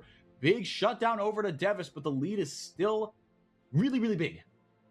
I don't think he saw Bookie because, I mean, dying there to just Devis solo was the right call. If not, you give over the assist goal, but I don't think he saw Bookie. I think he just misplayed completely. And we found out what it finally 100%. Takes to take a dragon. FourY4. First of all, it takes 13 minutes apparently. Welcome to CBLOL. But also it takes a blood sacrifice because Gigo didn't die and draw Bookie up there. Yeah, I don't think dragon would have gotten on. I think we see yet another extended fight on the bot side. So finally dragon's down. We can move on to the next phase of the game. Man, oh man, yeah, gonna have another one up in 5 minutes. We'll see how long that one takes. Enchanted Crystal Arrow right into the back of CEO's head. A lot of healing coming through, but Tatu gets on a top lob. Tether onto Jojo. The double E goes out, and the damage over the top is just too much. Jojo is rolling here. He's got 2 kills, and Tatu says, everybody get in the backpack. We're looking for more. 2 more kills for Furia. The bot lane continues to roll for Furia, and this is why we highlighted it in the pregame. The fact that these 2 marksmen often define how their teams go, and unfortunately for Leviathan, CEO is not having the better time of it. IUZ is back 4-1-3, crushing it. We focus so much on the Gigo Devis matchup because it feels the worst. You can see a 50 CS differential, but this bot side might be really what defines the game, considering that more of the action, more of the kills, more of the people are focused on this Ashe. Well, and that's what's kind of crazy is like you see just how powerful Gigo is, and if they were getting into a 5v5, there's just so many threats in this Furia composition to deal with. Get another look at it here. Starts off with the Enchanted Crystal Arrow, and then Jojo and Ayu just kind of do the rest. Yeah, and I think for Toplop and CEO, they need to recognize that they cannot split up. The moment they realized that CEO was on his own, like you're talking about, the sheer amount of engaged tools they have in this bot lane, the Enchanted Crystal Arrow, and the fact that the slow tag spurs makes the Enchanted Crystal Arrow so much easier to land. CEO opting for the barrier instead of cleanse feels a little bit. Oh my goodness. And Enga had the flash. Man, that is, and that's what it takes to take down a Gigo. A lot of effort as Gigo's still 60 CS up here. Tatu looking for more onto Enga. Doesn't have flash, does have the EQ. He's going to go for it. The stun lands gorgeous by Enga. With another auto, should be able to be taken down. But Tatu recognized his fate. It's a 1-for-1. Okay, so I believe it's a 2-for-2 trade when all is said and done. Potentially. Yeah, Devis was the boss. I was like, where is Devis? Did Devis die before the replay ended? Yeah, and I'm sure they'll replay that so far. You can take us through the fight at that point. But yeah, here we go. So, Enga going forward here. Bookie just over the wall. Yeah, Gigo, I think, had no idea he was there. Played the vision very nicely. Got enough damage on the back end with that needlework. And yeah, Enga, if he'd taken one more tower shot, obviously, he was dead to rights. And then we saw this. Tatu just saying, all right, I'm going to get a kill kind of at all costs. Enga timed it very well, though. Yeah, I think Tatu knew that the potential was there. Like, you saw that little step away for a second. Yeah. And it's like, yeah, I probably shouldn't do this. It's like, nah, we're doing this. Well, to be fair, the flash is still down. They can look for another punish. And Bookie, we're now eating a lot of damage. Enchanted Crystal Arrow. Gorgeous. Bookie, did he, like, cancel that with the Vault Mikhail's Breaker, I from guess. Top Lop. Oh, you're right. Yeah, the Mikhails has come through here for Top Lop. So very nicely done. Yeah, I mean, that could have been the start of another marauding fight here for FourY4. They could have taken 2 off that. That's just kind of how they've been playing really this entire series. Ayu spot on. Oh my goodness. Gigo just ignores Devis for the turret. And uses the needlework to finish off the wave. There's another charge of it. Another 5 needles in his bank. But FourY4 playing out the map very nice. That is the first tower of the game. Honestly, I feel like in Season 26, we've been seeing that the first towers go down much later than normal. Yeah, it's kind of interesting because of the plating. You'd expect the amount of plating, in fact, they don't go away and it's easier to take turrets. I expected the game to speed up a lot, but it feels like teams prioritize it less because the plates persist beyond 14 minutes now, so it's not a race to just take down as many plates as you can pre-14 minutes, and they're much more comfortable just farming up, going for kills and whatnot instead, or going for objectives. And in this case, Leviathan able to pick up their first objective of the game, Herald, with actually no contest from FourY4. A little bit surprising to me that FourY4 wasn't in position to get that, but in general, I feel like Herald's value is a little bit more diminished. All the turret taking tools are a little bit more diminished just because the crystal overgrowth makes it so much easier to take turrets anyways. So it's not necessary. It's just a speed up tool. Is picked up, excuse me, by Leviathan. So they can respond back if they get one of these towers low enough. They can kind of bust back. Maybe go for that mid lane. Gigo going to grab himself the second tower of the game. 2 long lanes activated here for FourY4, but that mid lane tier 1 still pesky, still alive. But FourY4 feeling so good about things. And RMC, this composition is going to scale so nicely. You've got hard engage, you've got tons of CC, you've got sustained heavy scaling forms of both types of damage, and you got true damage from Gigo. What's the way back here for Leviathan? Because their composition is actually pretty good as well. Well, the way back is not getting caught for pick, because Tatu, that's the thing, right? They both sides have decent pick tools, but Tatu is everywhere. He's in your nightmares. He's in your brush. And part of that is just the level lead that they generally have across their opponents. The fact that Jojo and Tatu are both a level up from their lane opponents, and Gigo is a level and a half up.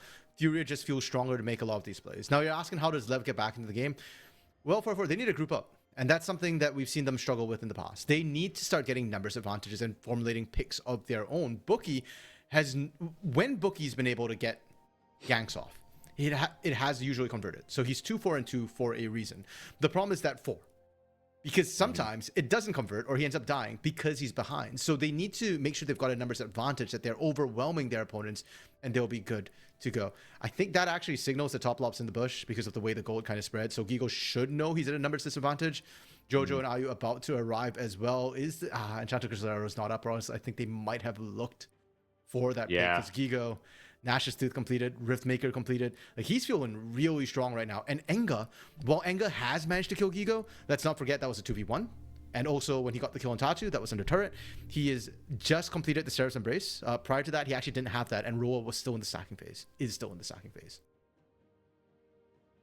Loud Cade is here on the bottom of your screen coming up after this. FourY4 looking to make it. FourY4 certainly have the Loud and the Cade practice rooms going. All right, everybody up.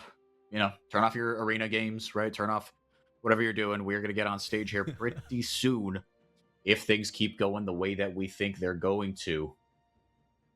But yeah, I mean, it feels like FourY4, to kind of bounce off your point, RMC, FourY4 are not letting Leviathan get any sort of control in this game and the ability to group up, right? Because in a straight up 5v5, look, they've got good scaling tools of their own. Yeah, this mid-game trough is a little rough for Caitlyn, but Enga's got a 7-stack Roa and a Seraphs. He's feeling really good about things. But Gigo's just a demon. It was a 1v2 there. I mean, okay, yes, they knew that obviously Ayu and Jojo were nearby, but they knew that if Gigo decides, if he calls the cavalry in, it's going to get really, really ugly. Yeah, I mean, that's the thing RMC is like, there's the ways to stop the engages are also not amazing for Leviathan, especially with the Hallowed Mist from Gigo. Yeah, and unfortunately for Gigo too, you need the right combination to take him down. You need a damage threat. If it's just Bookie and Top Lob, I think he can handle them 1v2, and that's, I think, why they were a little bit scared. The immediate pick onto Bookie. Oh my goodness, Bookie does not get to play the game. He flashes out, just gets toasted. Devis comes in with a TP, but so does Gigo, and he's going to start chewing through this Cassante. You've never seen that champion go down as quickly as he just did. Ayu just dumping arrows into the back of his head. Leviathan, an ill-advised fight, goes exactly how you thought it was going to. That was like a hot knife through butter, or a pair Yeah. of scissors through cloth, apparently. Because this is Cassante. No cloth armor, by the way. chain armor, yeah. But to be fair, it's magic damage he's mostly concerned about. And now, just with those picks, FourY more than happy to rotate to an early Baron. It's only 2140. Baron is fairly young, fairly new. Doesn't matter that he's tankier now. It is taking a bit of a longer time, but FourY have the time to do so. And Lev can't find any sort of answers. And this is really going to snowball this game for it. We already talked about how FourY is in the driver's seat. Let me talk about why it's going to get worse for Lev. Please. It's strictly Giga.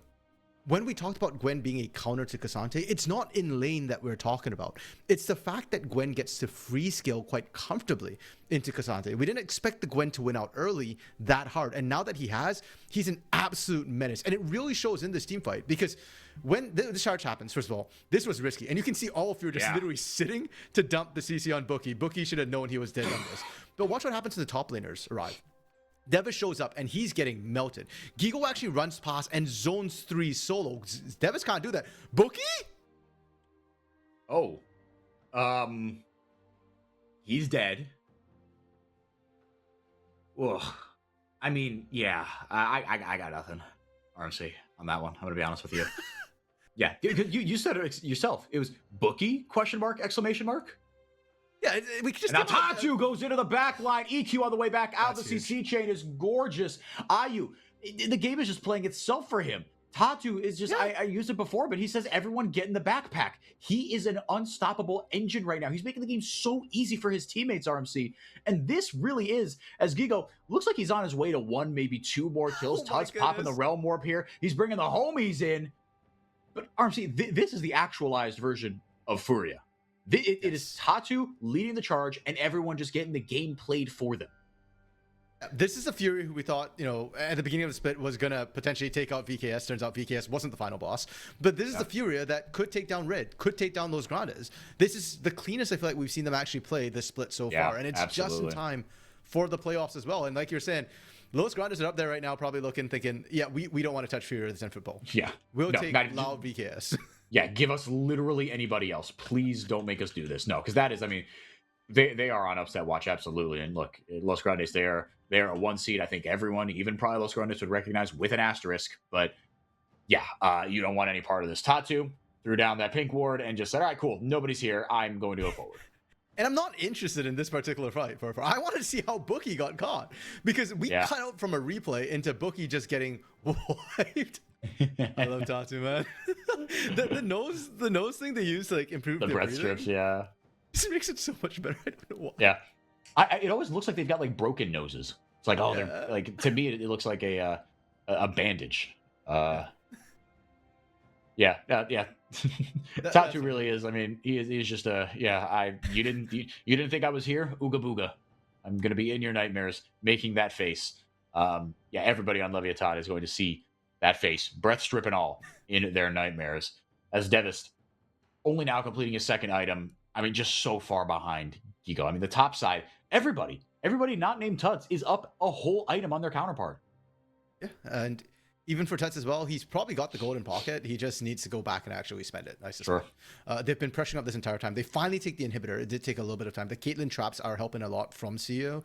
It's stopping Gigo and Tatu specifically from being able to step up and threaten those engages, so they can actually get their poke down from the Karma Caitlyn bot lane, which ironically we talked about it for lane, but it's now one of the few things that's actually holding them in this situation where they're just trying to defend their turrets and fend off their sieges. But if I want to go back to the Bookie catch, because Bookie right now has the lowest damage in the game, and understandable because they're double sort of enchanter supports who are doing damage, but still, I mean, the chasm between JoJo, like JoJo's got twice as much damage as him. Hello.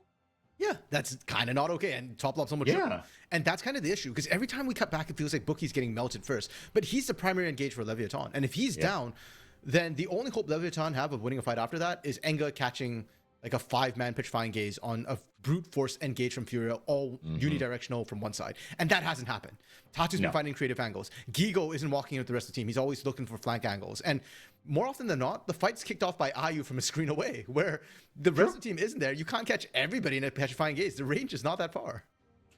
No, like you said, I like you point out Tatu taking creative angles, because I don't think Leviathan are playing like a horrible game or anything, but like Tatu is just he's just making it so difficult for them, right? They're on just constant high alert for the presence of Tatu. He's just denying every single angle of vision and taking every avenue before him, right? Just taking avenues unexplored. So, I came forward this way. I'm going to try this way now. And like you said, with engage from a screen away, and once the CC lands, for like a well-oiled machine. I mean, it feels like literally 5 fingers, as if like you were pushing 5 buttons and each one of them controlled various champions' ultimates.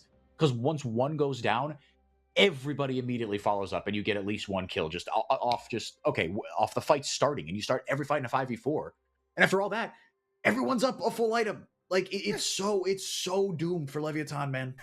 11,500 gold lead for Fury as a team. So yeah, that's about right. That's about almost a full item for each person. And what's even more terrifying is that initial catch is never just the initial catch. We saw that in game 1. When you think the fight's over, it's not. Fury just keeps sticking around because they feel they're stronger in extended fights. And once they get any sort of pick, you can see that Tatu's willing to start diving turrets at that point. Because 5v4, we know we got this. Again, the biggest threat is just Enga. And as long as Enga can't find 5 people in the same ult, we're good. We're golden. I'm low-key just waiting for Tatu to pick up a GA. Because the moment he picks up a GA, I don't think they even care. I think they start diving 5v5 at that point. Yeah, no, why not? Yeah, you've got the extra life.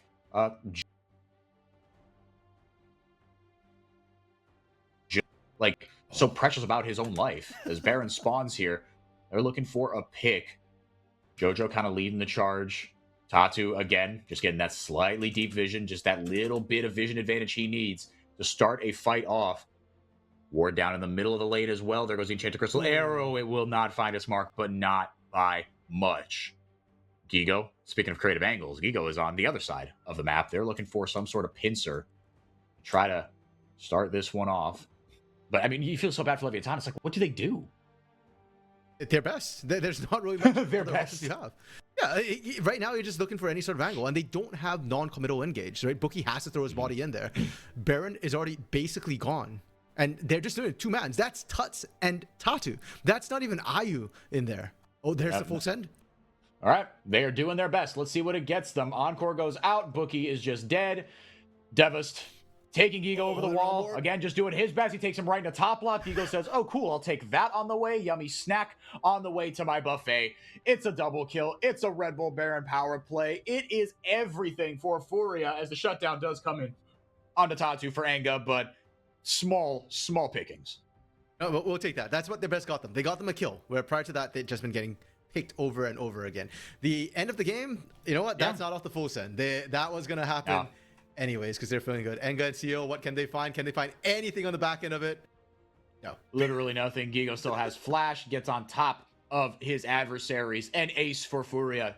RMC, 2 absolute clappings.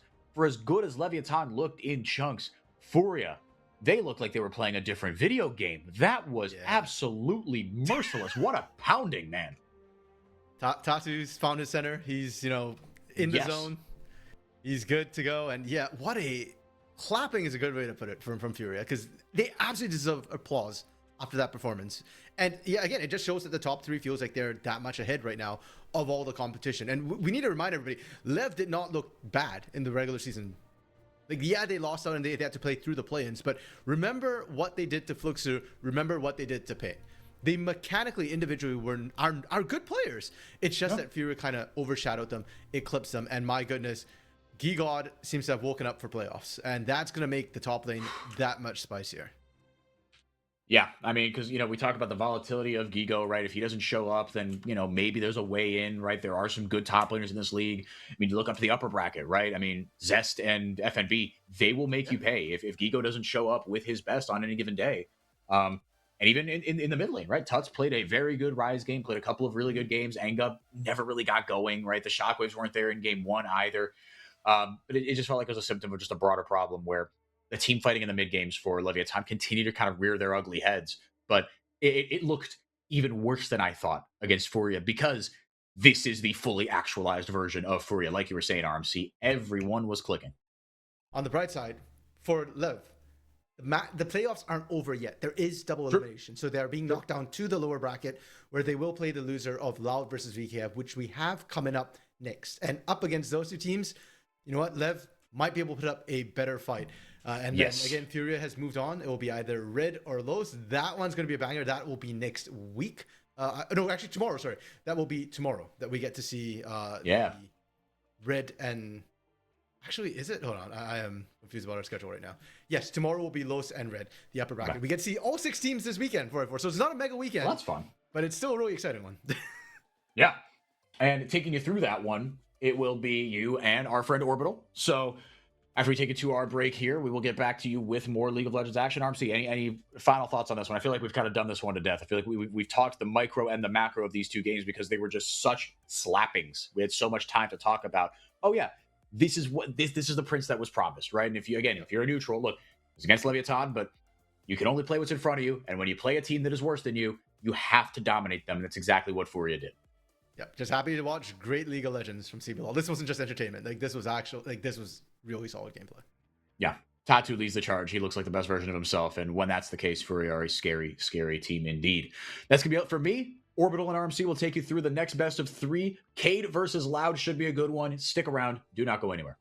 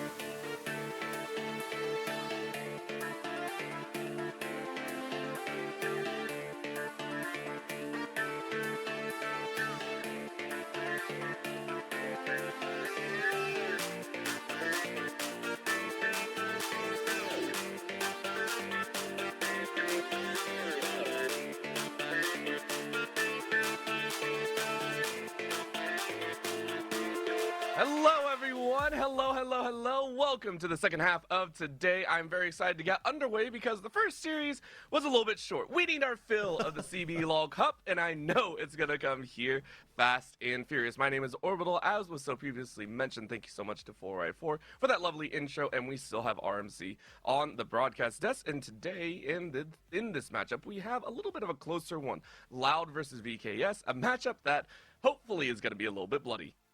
On paper, 4th seed versus 5th seed. So definitely a close one on paper, Orbital. But yeah, we did speed run our first series, of course, FourY versus Lev. I think that like total time, including all breaks and everything, was like an hour and a half. So that's absolutely nutty. Now, I know Loud fans will want this second series to go very long because Loud as a team have been struggling in their early games and they don't come online until 28 minutes. But there's also the chance that Cade Stars, bring everything together and just blow Loud right out the water before that sort of 28-minute mark.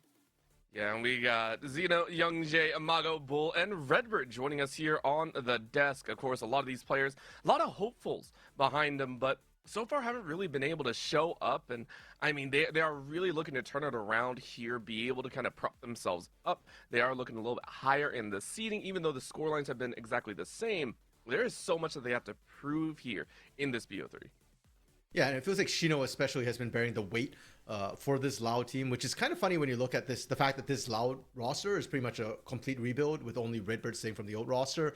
But even in their old roster with Robo, with Tinones, Robo last split had to do the bulk of the carrying, and now Shino has inherited that in the top lane.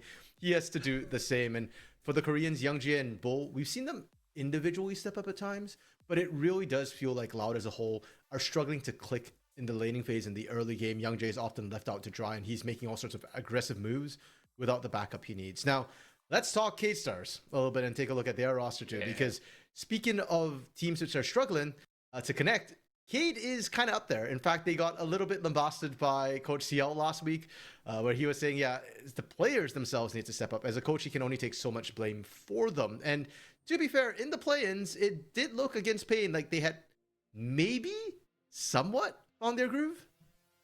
Yeah, we say that. I mean, we have Bull, Desamas, as well as Miru, Morteus, and Kaiwing. All these players, again, some of them coming from other rosters and hopefully making almost a decent super team coming in from playing back in 2025 and having that ability to step on up. As you said, the coaching staff has been on them a little bit and saying, guys, what's going on? Why are we faltering so hard here?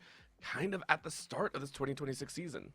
Yeah, and Kaiwing specifically, of course, being that big superstar addition that we're talking about, coming in from CFO, he was supposed to be a top 8 support in the world when we look at international events, but he really hasn't clicked, and he's been sort of very Youngjae-esque in terms of getting potentially caught out. Now, we do get to see some hit-to-hit stats between the two orgs, and it is kind of funny because BKS is our reigning champions, so people might have expected them to be the higher seed, but they're actually coming in the 5th seed. They had to go through play-ins, taking Pain out along the way. But if you look at the stats, for all that BKS is 5th seed, they are 6th in kills, 4th in deaths, and 5th in GD at 15. So that's about right. You look at Loud, and now that doesn't make sense. They're the 4th seed coming in, and they have more losses than wins. 3 wins, 4 losses, but they still made playoffs. But they are dead last, 8th in kills, 8th in deaths, and that means they die a lot. 21 deaths. They are double their amount of kills. And they are the worst early game team with a average deficit of 3,080 gold. And yet, they're still the 4th seed. Yeah. This is a squad that you sit there and go, okay, look, you can't go by the numbers. It is very much by the vibes, I think, at the end of the day. It's like, dude, you got to give it a little bit of time to amp up. You got to give them a little bit of time to go ahead and get their groove on, as shaky as that might be. We mentioned before that even though they have, made it here in the playoffs, they are shaky. And so between the stats, between this statement of things are shaky for Loud, a lot of people are looking here saying, this could be a good chance for them to make it on up, because back, if you remember in the regular season, in this group stage, in this round robin, there was some funkiness that happened to poor VKS that made them be this low in the standings, it feels like. Yeah, we joke that VKS right now is the team that has beaten all the teams below them and can't seem to beat the teams above them. Well, first of all, let's not forget that Loud is above them in seedings, 4th versus 5th. But also, Loud was the team that kind of sent VKS into that bit of a spiral. VKS had a 3-loss streak, and it was against Loud, FourY4, and Red. And it started with a loss against Loud, which is a bit surprising. And from Loud's perspective, the match against K-Stars was their best game they've had all split. It was the one game where they kind of took control and it wasn't flip-flopping. They weren't in a massive deficit. I think they were actually ahead in gold at 15 minutes, which is a minor miracle given what we've seen this split from them. So yeah, it's a very interesting matchup. And as a Pain fan, obviously, I feel like Loud has this magic as an org where there's usually like one specific team every split where they're like, this is our nemesis. We are somehow going to beat them every single time, no matter how it happens. And this split, maybe it's Kate Stars. The Kate fans are certainly hoping that's not the case. Yeah, I took a look back at that game because I wanted to double check that because, listen, stats don't lie unless it's with Loud. And I double checked all the stats.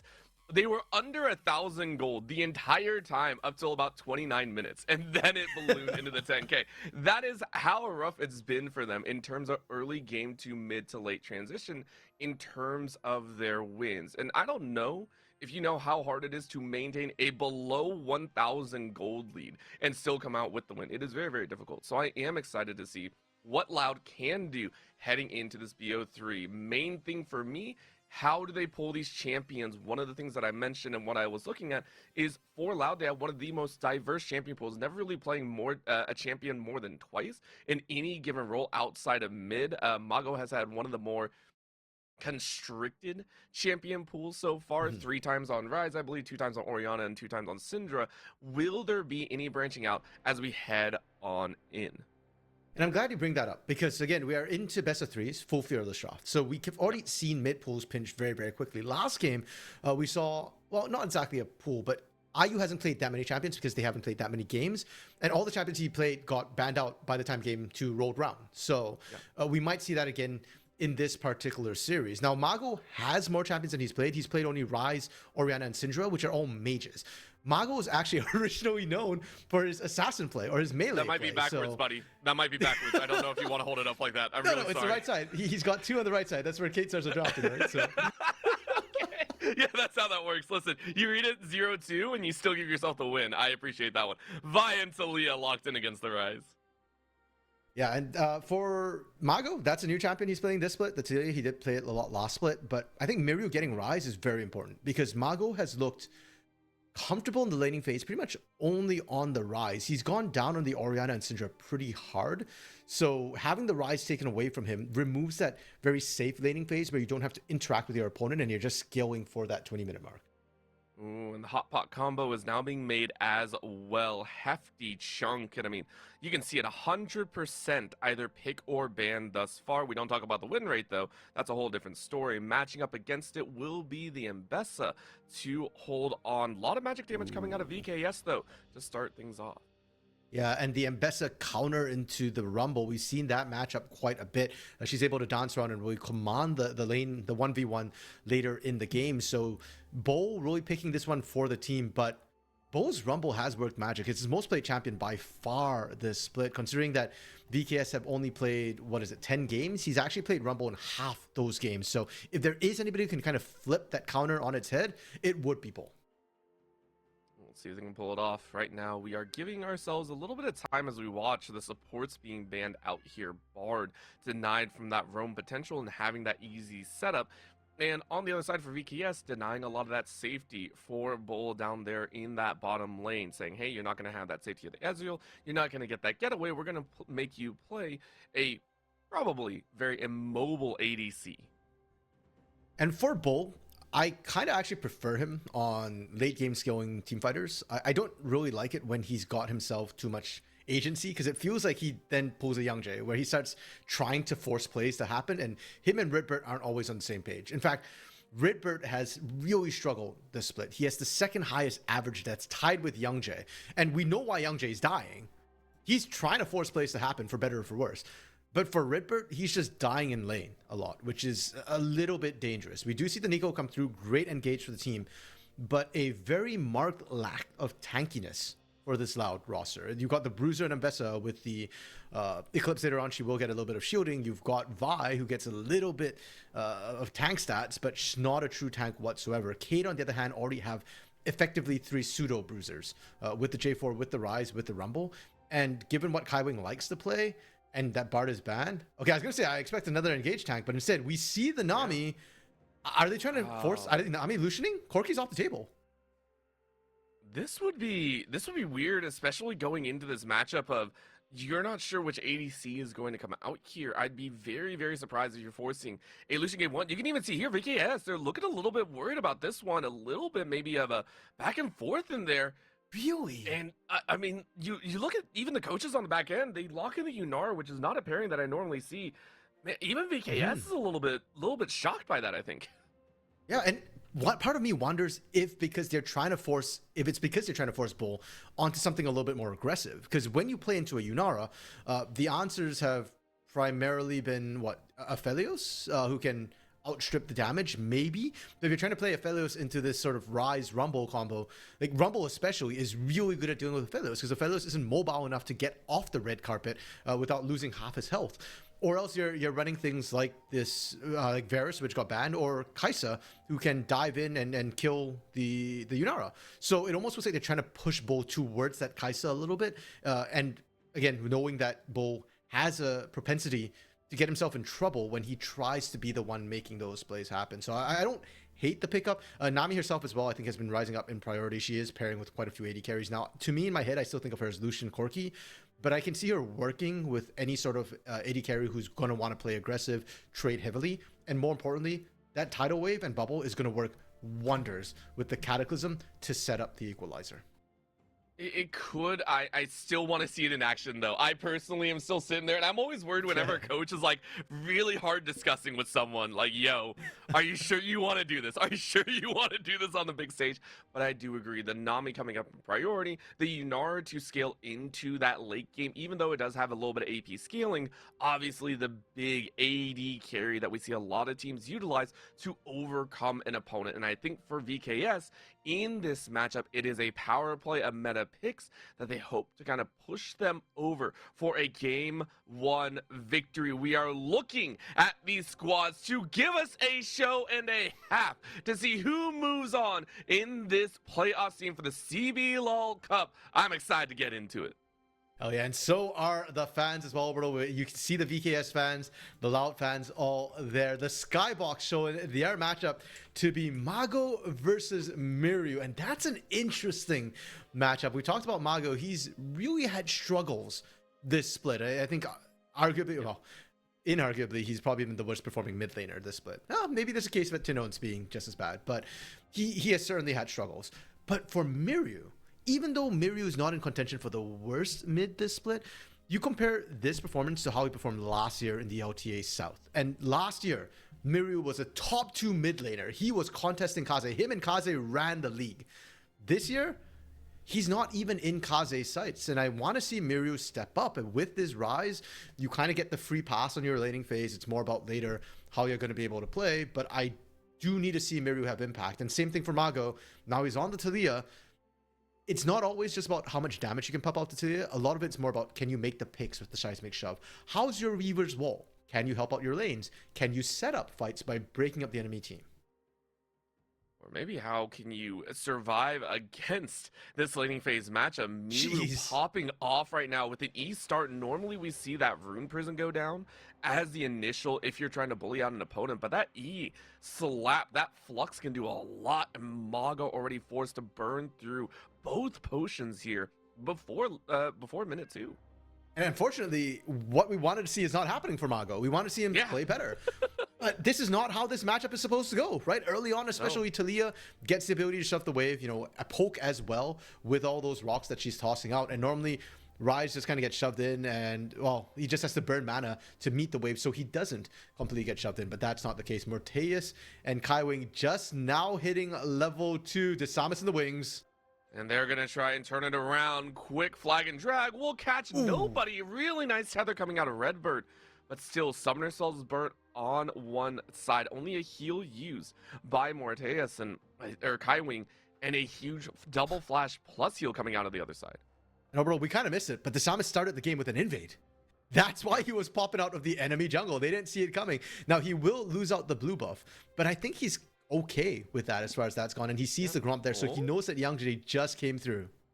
Oh, that's that seismic shove that you were talking about. And Miru now has to sprint. Phase rush is on. Flash is available, but you don't want to chase because guess who is here now? HP bars do favor Loud right now, but I do respect the fact that for Youngjae, it's all about getting that pacing back by stealing more camps away. Mago's also low on mana, so this is not a good play. Miru having the flash, but was able to see the weird minion pathing from Redbird there. Not a very good minion, Redbird.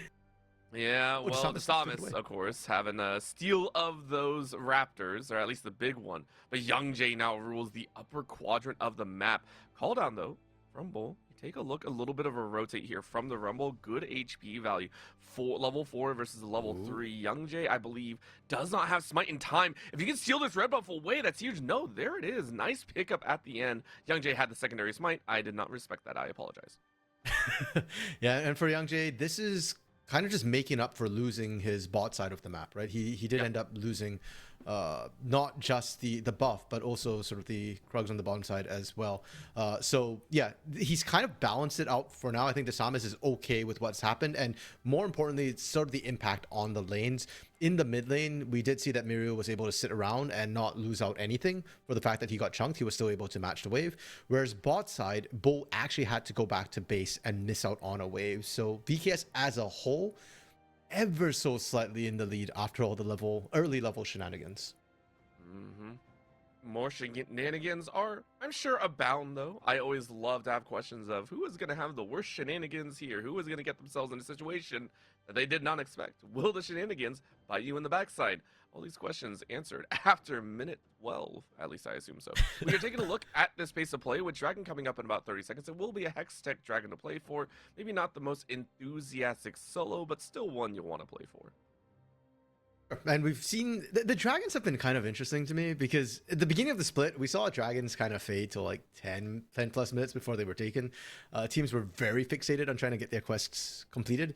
And then we saw the dragon timer go back downwards towards, the 7-8 minute mark where we're more used to seeing dragons being taken.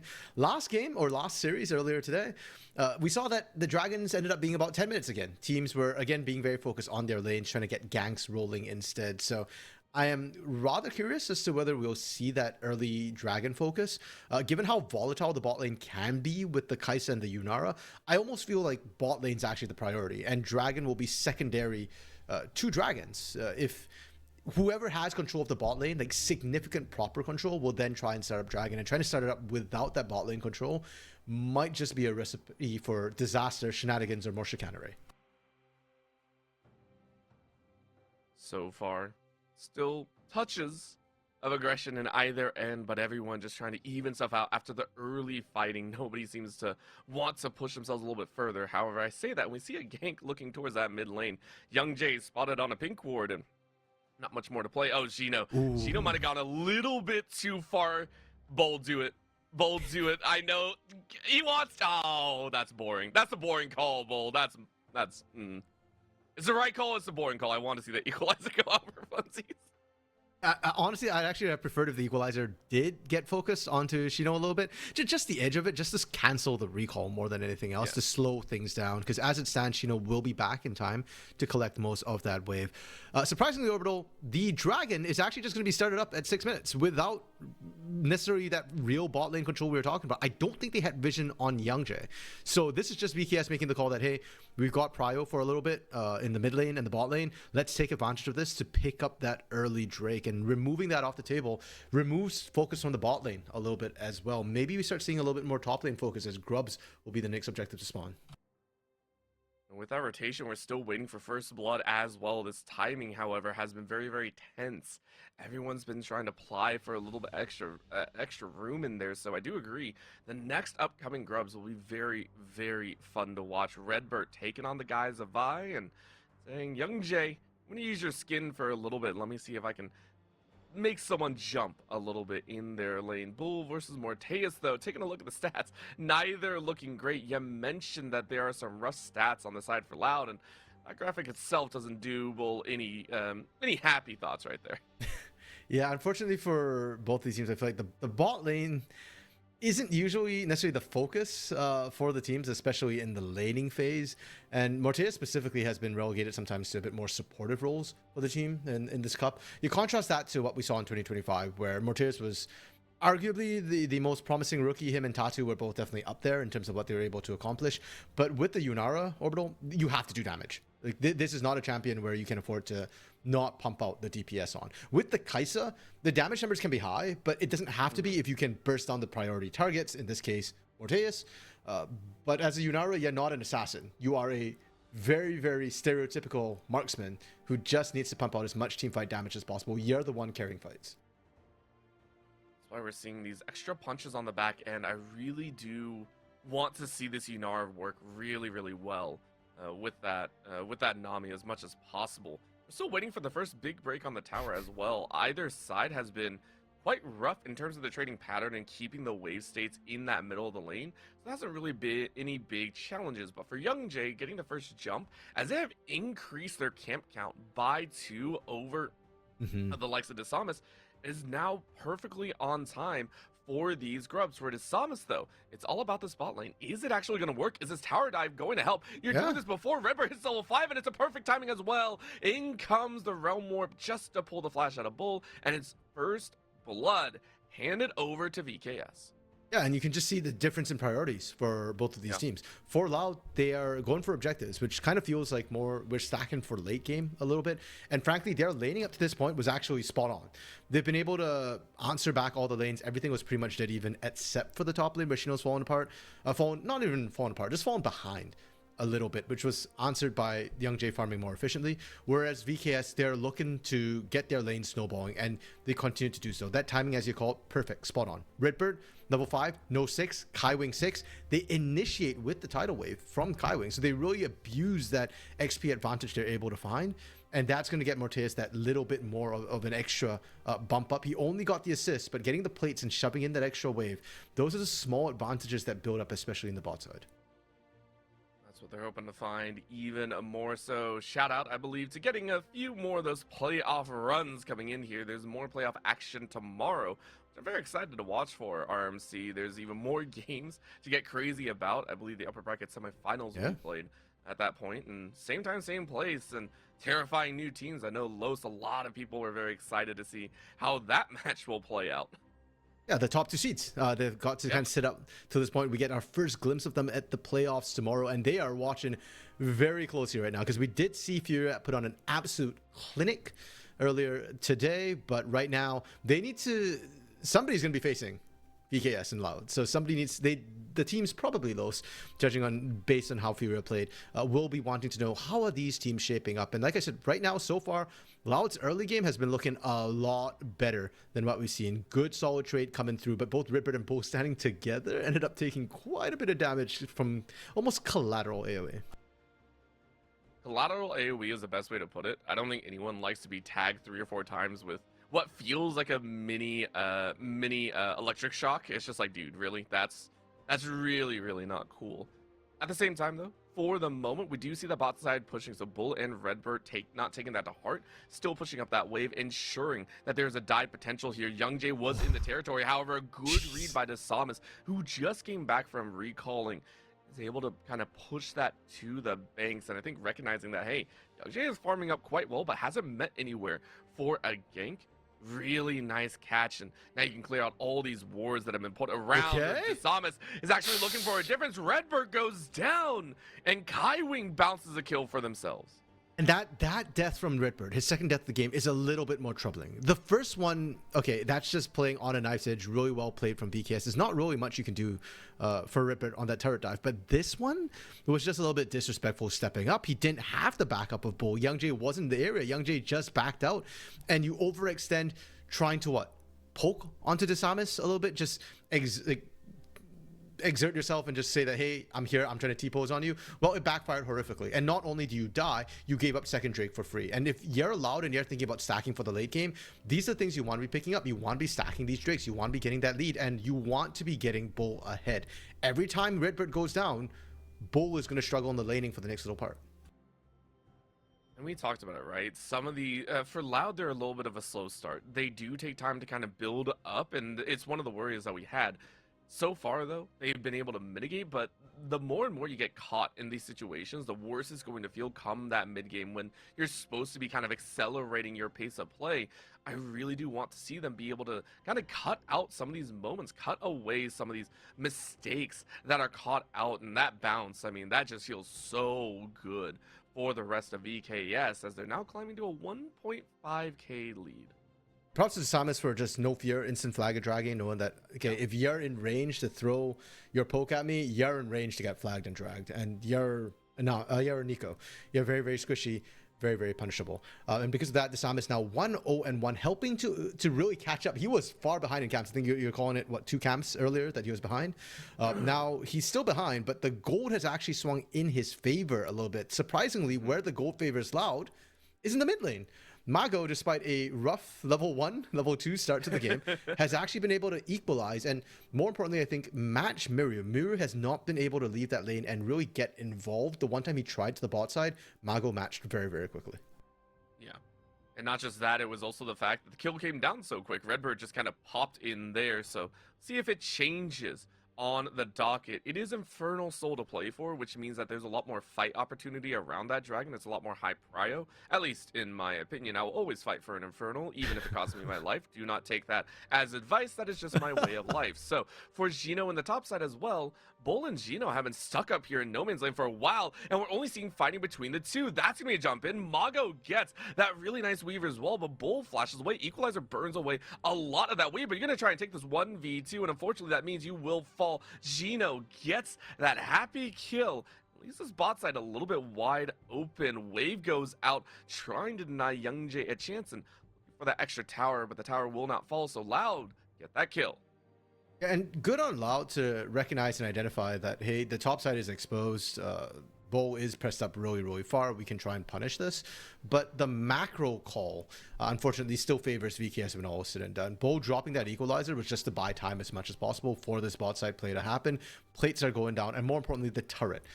First brick going down has slowed down immensely compared to last year because there's no pressure to take things down pre-14 minutes.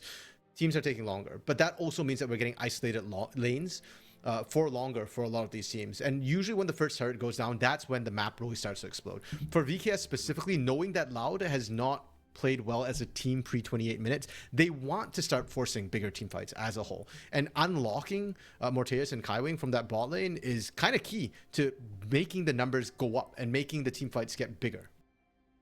Well, even without the tower, they're looking to try and push. They put the Yunar in the mid lane. Allow Morteus a chance to farm it up there as well. Bot side, top laners have gone.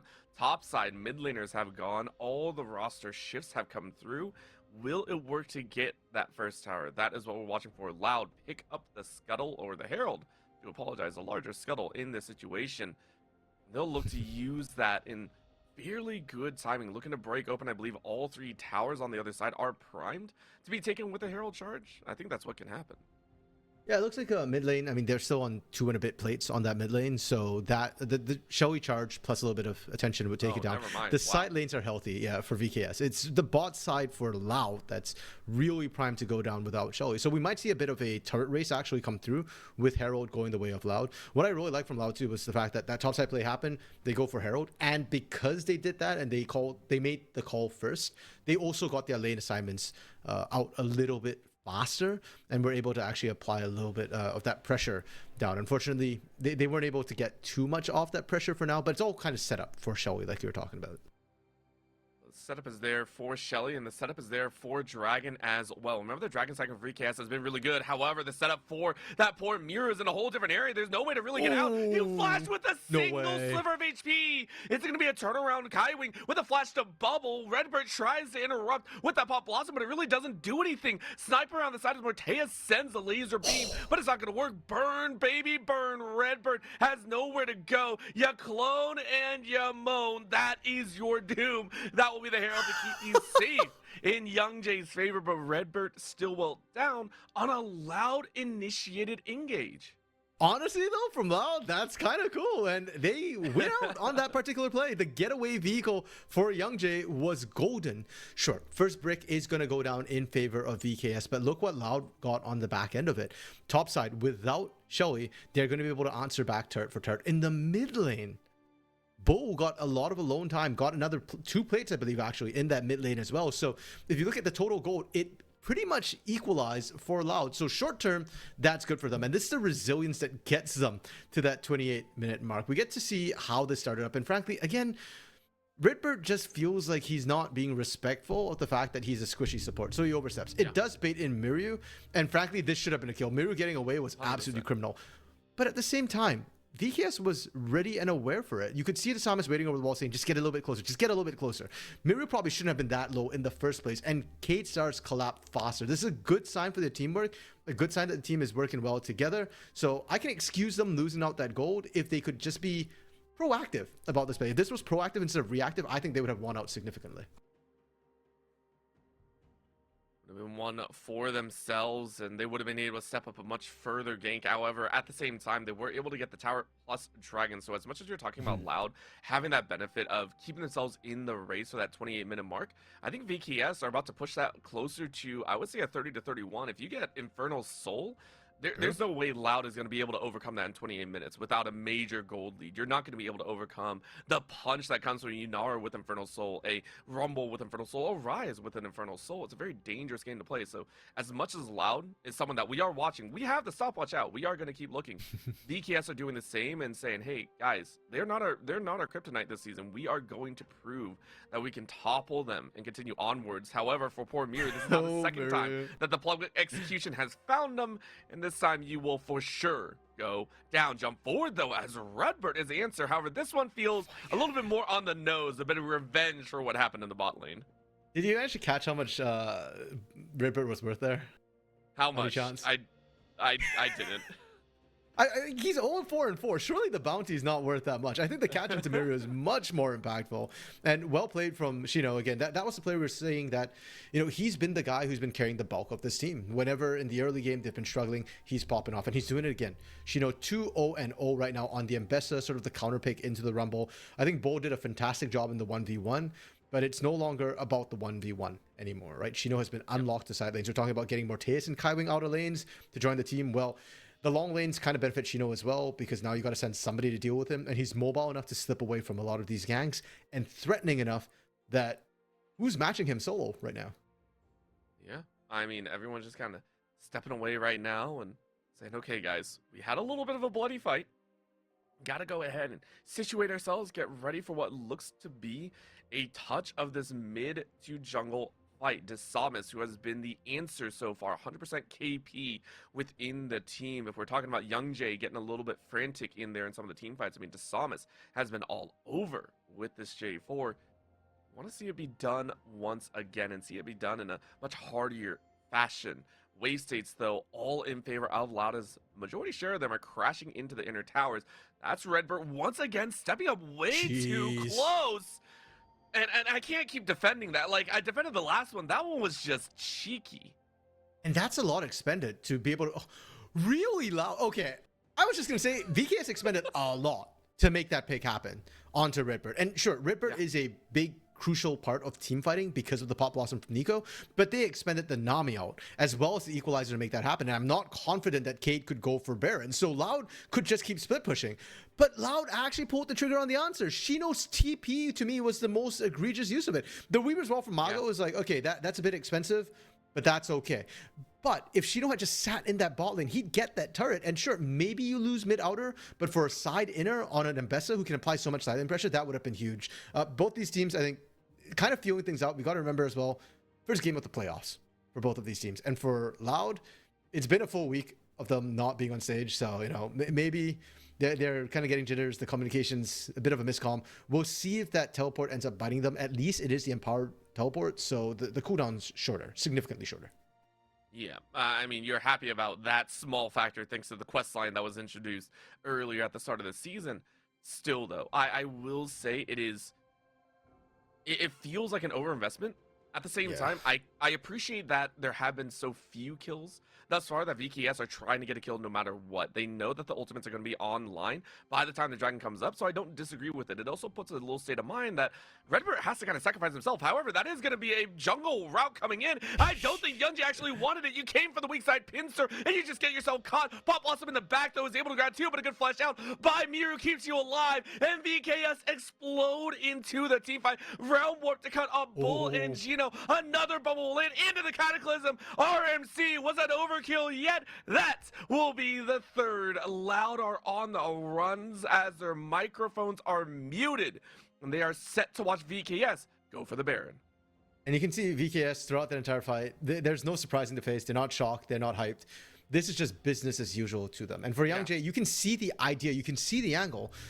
But you can also see where Loud pre-28 minutes just don't seem to connect. And because of that, VKS, they could take the Dragon, they could take the Soul, but instead they're going to take the Baron, which is, I think, a very interesting call. Usually we think Soul is more important than Baron because Baron is for 3 minutes, Soul is forever. But look at the amount of standing gold there is on the map right now for this Baron to take. Usually you take a Baron to close out games. You're knocking on inhibitor doors, you're looking at inner turrets, but there's a lot of outer turrets to take. Now, here's the problem. Look at where Ripper and the rest of the team is. Youngjae goes in so early that by the time the rest of the team can get in there, and they are trying, Ripper gets a beautiful Pop Blossom, Youngjae's already dead. And from there, you're effectively fighting a 4v5. Ripper gets popped because he's so under-leveled and he's so far behind, and then it just becomes a 3v5. And beautiful flash from Kaiwing to just play so aggressively to threaten. Yeah, it's just Loud. Again, I said this before about Youngjae. I see the angle, I see the play, but the team's not in position. At some point, is it the team? Is it Youngjae? Something's got to give. This level of miscommunication just ends up costing you games and now potentially series. The only way I could have seen that be any different was if you were expecting only one, like right now. Morteus is caught. Beautiful catch number one. Bull only tries the equalizer on the top end of the Cataclysm. And on the backside, Redbird is able to get a 3-man Pop Blossom once more. Things might be shifting around. Another cyclic shove will land, and all of a sudden it's a whole different game. Loud, before 28 minutes, sends shockwaves through the side of VKS. Yeah, they're going to make this a negative Baron power play for VKS. A really good catch from Loud. I'm really shocked that they kind of did that. And Cade, I think, were a bit shocked. They probably weren't expecting that to happen. Morteus getting melted right from the get-go was super rough. And that's when VKS overextended, trying to go for these inner turrets without the appropriate vision, unfortunately. And great bounce back from Loud. Loud, resilient, beyond believable. This is why they keep breaking stats. And now they're pretty much dead even in gold. We get to see a replay on how that happens. And look at the vision for them. For VKS, they were strolling through saying, we don't see anybody on Loud. But for Loud, that little ward catching them strolling through allowed Youngjae to look for that pseudo-blind vault breaker over the wall, catch the AD carry, and right there, Ripbert dies again. But this time, Ripbert stalls them long enough, and Mago gets the beautiful seismic shove into the minefield. Lots of damage, stuns, slows, everything to set his team up to just collapse and find everything. Uh-oh, Miru's getting the Redbird treatment. Miru's getting the Redbird treatment. Poor Miru goes down once more. And Samus is going to try and bounce this one back. This time the tidal wave lands on 2. It gives time to cook Redbird on the back end. Hot pot combo burns Young Jae down, but a snipe with the public execution brings Kaiwing under the radar. And Shino is playing the xylophone on their backbone as that's a kill number 1, but you still go down. Bull is the last one alive. So the overall damage goes through for VKS as they steal away 4 for 3. Okay, a bit of a random bloody fight breaking out, and yes, Cade walk away with a 3 for 4? Yep, 3 for 4 in their favor. Good for them. But also props to Loud. I think it's a little bit scary for VKS that, considering the amount of damage the Equalizer managed to put down, Loud actually almost turned the tide. And I think Shino on the Mbessa is showing how scary it can be. As soon as he realizes he's dead to rights, he's just doubling down and going in. But Miru getting caught, man. Like, Miru and Ripper are having their own little competition for who can kind of get punished the most. To be fair to Miru, this is on his side of the map. He thought he was safe. He wasn't expecting all of Loud to be there this close to his base. But yeah, he does get caught, baits him in, takes long enough. You see all the damage come across. But Shino's call here, I think, is the critical one. Him going onto Kaiwing and then being able to kind of push the Samus out, get him low enough for Bull to clean up is what salvages this fight for Loud from a very bad initial start. 3, 1, and 5 now as well, becoming a major threat on the field. Level 17 matching the likes of Bull.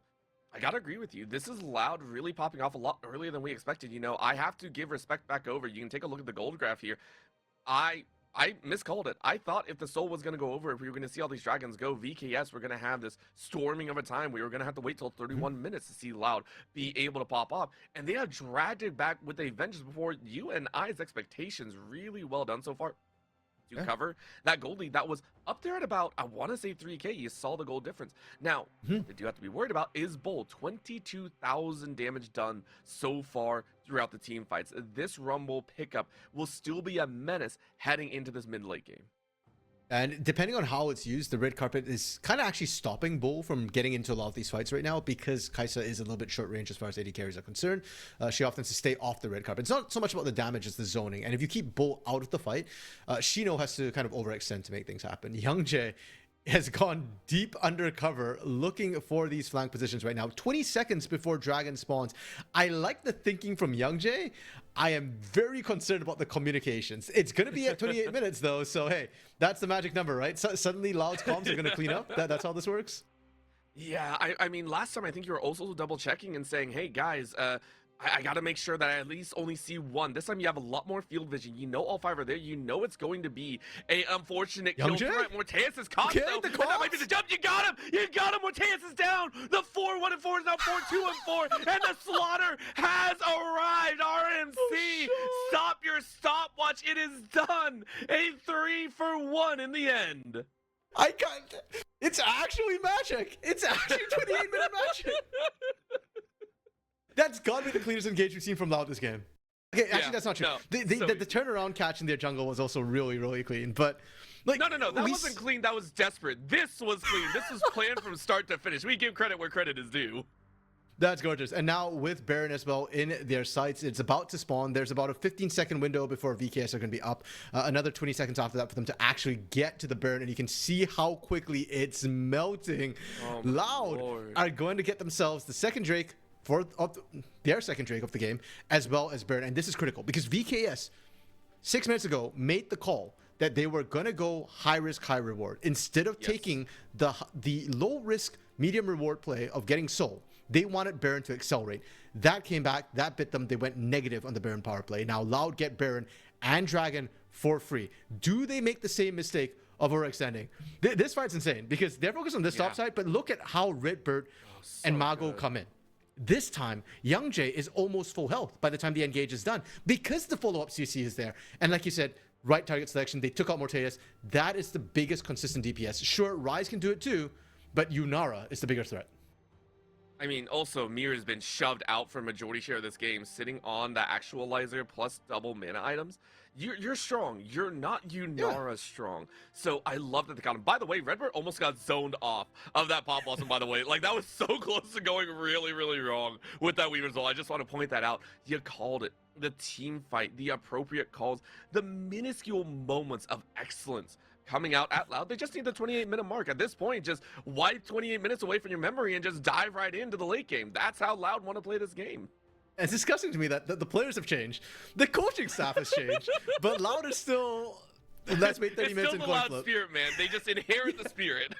It's just baked into their DNA as an organization, I guess. The press they're coming in, the 4-1 is also very, very effective because we talked about how strong Shino is. Already, 10 minutes ago, nobody dared to face Shino in a 1v1. And that has only gotten stronger. Miryu's there clearing the waves, but into the Baroned up minions, it's kind of tougher. And you can see that Shino is very, very comfortable pushing up into the mid side. Now, it does look like they're done with the Baron power push. They are actually going to back off with only a minute and change left on the Baron. They will not get significant pressure. They're kind of done. By the time they reach up into the waves again, they'll get maybe one wave. So it looks like Loud are happy with where they're at. They've got the gold lead, a significant gold lead for the first time this game, 4k gold. And we saw what they could do when they were even. Pressure's now on VKS to find some catch of their own. And they did that early on. So it's not like they can't do it. They just haven't done it. Oh my lord. Poor Bull.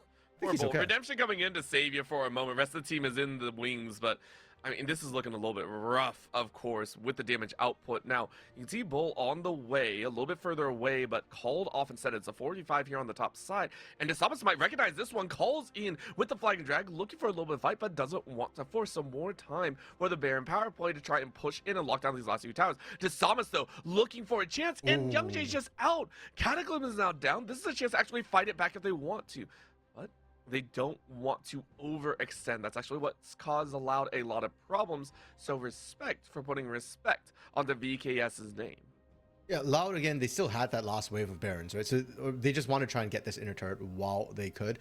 Without the Cataclysm, that's actually a big 2 down. It's going to be on Nami tidal wave. Kai Wing has to hit a Mondo ultimate to set up that equalizer from VKS. I think VKS are just going to be fine. Like you said, playing it slow right now. They don't want to throw again either after the mistake they made on the bot side. They're just waiting out the Baron. They kind of want to reset. And more importantly, I think they're just trying to get Morteus to his item power spike. Looks like he's looking for the Lord Doms to come through. They find Bull again. This time in a much more compromising position. No way to burn through Mago's HP. Well done to Loud. The pick and run style benefiting them a lot. Yeah, and for Cade, I think they thought, okay, it's done. The press is over. Baron's worn out. We can safely clear this wave and push out a little bit. Surprise, no. Shino specifically was still in the area, and Shino was, along with Mago, they had so much burst damage between the two of them to just shred right through. And they get that inner turret, which they couldn't find with the Baron. Now they find it without Redbird. Oh, and it's again the run and gun composition here. Snipe one, run away. Snipe another, run away. This is guerrilla warfare tactics at its finest, and it's something that I want to give credit to them because we saw in the earlier game too against Miru very specifically when Loud were looking for a window, they got a pick and they ran with it each time. And it feels like that's the third time we see Miru picked in that lane at that spot. Like that's a little bit scary. If you're Miru at this point, look, again, I understand why Miru is up there. It's not far from his base. But at the same time, I think you don't walk there anymore without wards or without a buddy. It's just not safe. And sure, Ryze can kind of handle himself in a 1v1 situation, especially against anybody not named Mbessa. But it's not 1v1. If you're not tracking where Loud is, you just can't be making assumptions this late into the game. Thankfully for VKS, it's not the end of the world. Yes, it's going to cost them Soul Point on a triple Infernal, which is very, very scary. But it's not going to cost you the inhibitors for now. If this happens again in, heck, a minute's time, that's Baron. That will cost you inhibitor turrets. That will cost you your base. Yeah, I would actually, at this timer, I would actually give, depending on the wave states that are here, as long as the wave states are relatively pushed up to about the inner tower rubble, it's gonna be death. Like, I'm so sorry. Another chance of Miru is able to flash away. Okay, this isn't Miru's fault now. This is just straight up targeting. There's some level of buffoonery that is allowed, just being annoying to poor Miru. That was outside your base, bro. Look at where the ward line is. Yeah, it's been pushing further and further up, but it's Pavlov conditioning because Miru keeps getting caught there. Now it's like, we just camp out this spot and we'll find something sooner or later. And hey, they were almost right that time. No equalizer from Bull. It is about halfway coming back, but the Sam is still actively looking for the fight. It looks like they found Ripper's something. so dead. Weaver's Wall to come on in, but it looks like the damage might come through. This time, VKS able to recondition themselves for victory. A Realm Up somewhere leaves the Samus completely alone, but Mago is caught on the back end. Auto attacks flying as Young Jay cannot stay. And they're going to have to run as well. Mago, after utilizing that GA, will go down once more. That was not a GA, that was Azanya's. I lied. Wrong ability. Either way, Baron, for the third time, but second for VKS, will be pile-driven into the ground. And VKS, breath of air. Pings are coming down, Oh, so wait. Loud doesn't want to give this over without a fight. Shino actually teleporting in right now. Young Jay still has GA, but most critically, no vision. They don't know the health on this Baron. Oh, what a snipe on the Gino? back end, but you only find Miru, who is actually Bull! relatively taking Bull to the back line as well, and they're shredding, and Gino's playing them like a fiddle. What a destructive end, as that's a triple for the man in the top lane. Gino locks him down. Samus is laughing. I don't know if you're laughing because of pain or because of how that went, but that is Loud to pop off with an ace at 36. Loud knew where, or sorry, VKS knew where Loud was. VKS knew how to turn the script. What VKS forgot was this is Loud past 28 minutes, baby. And in a 3v5 situation, when Cade hadn't even properly started up there, they didn't even take the shred. The engage from Shino, Young Jay, and Bull absolutely popped off. Say what you want about these Korean players. Yes, the early game is rough. Yes, they struggle a lot. But come the late game, they know how to pilot these champions. You can see him chatting up. They didn't sweat a bit. Down 1K, down 2K, down 3K. No worries, baby. 28 all day long. That's how you play. You know what that O2 was? That was 20 backwards. Like, guys, we're gonna start fighting just after 20 minutes. That's what that was. Well done to Loud for game one. Oh man, if you're Cade Stars, just imagine the mental right now. I mean, Yeah. I think is that Miru and Morteus walking up? Yeah, Miru and Morteus walking out. You can see Miru's not happy with how that game went. And I think you called it right. Like, he hit that 3-item power spike. He had the Ceres. He had the Rod of Ages fully stacked. He had the Actualizer. And yet, he wasn't able to contribute meaningfully in fights. I'd love to see the post-game numbers. And more importantly, he was the guy who got caught out time and time and time again. And that really cost Cade Stars. Yeah, I mean, they took a page out of Redbird's book and was like, hey, we can do it better. Listen, we can catch you out a lot better than Redbird ever did. And I mean, it does wear on the mental. I will give him credit. If you are picked on consistently, there is a point where you're just like, I can't do anything, guys. And for their credit, VKS tried to fight back, but there was a point where you just looked at Loud. There was no resting point for them. They were in that mode of, guys, we got to fight. And we got to fight. Like, though, that's our only option at the end of the day. And I give them credit. You called it. 28 minutes onwards was all theirs. The question, of course, how do VKS bounce back now that those champions are specifically not on the board? To be fair to Cade, I'm not so much worried about the draft that they've got to do or the champions that they've got to pick. They've all showed enough champion depth for me to be feeling comfortable about it. It's much more about the mental. And, Obro, you mentioned one thing about how, when you get picked over and over again, like, you kind of crumble at some point. But the problem is, Redbird got picked over and over again, and he never crumbled, even at the end, even when he got picked at the end, because him getting picked was also, again, the sort of thing that triggered VKS to go that hard and then go to Baron. He was still looking for a Pop Blossom. Even at his dying breath and moment, he was looking for the angle, diving further in. So, yeah, it's all about that mental resilience, and we've seen it from Loud. I mean, to hold that long after that brutal and early mid game came through for Loud, they're still able to hold on. That's props to the mental resilience. I don't think we've seen that from this VKS roster this year just yet. We've seen it in years past. We've seen it from 4 of these members: Bo, Desamis, Miru, Morteus. They've been through worse in 2025. And frankly, I feel like Kaiving's mental should be strong, but somehow put them together, mix the pot, and something's going off. Well, we'll see if they can pull it off right now. VKS one step away from moving down to the lower bracket side, which they really don't want to be in. Or are we going to see them be able to bounce back and push us to a game number 3? And will they end the game before the power spike comes through for Loud? Everyone wants to know, so stay tuned. We'll be right back.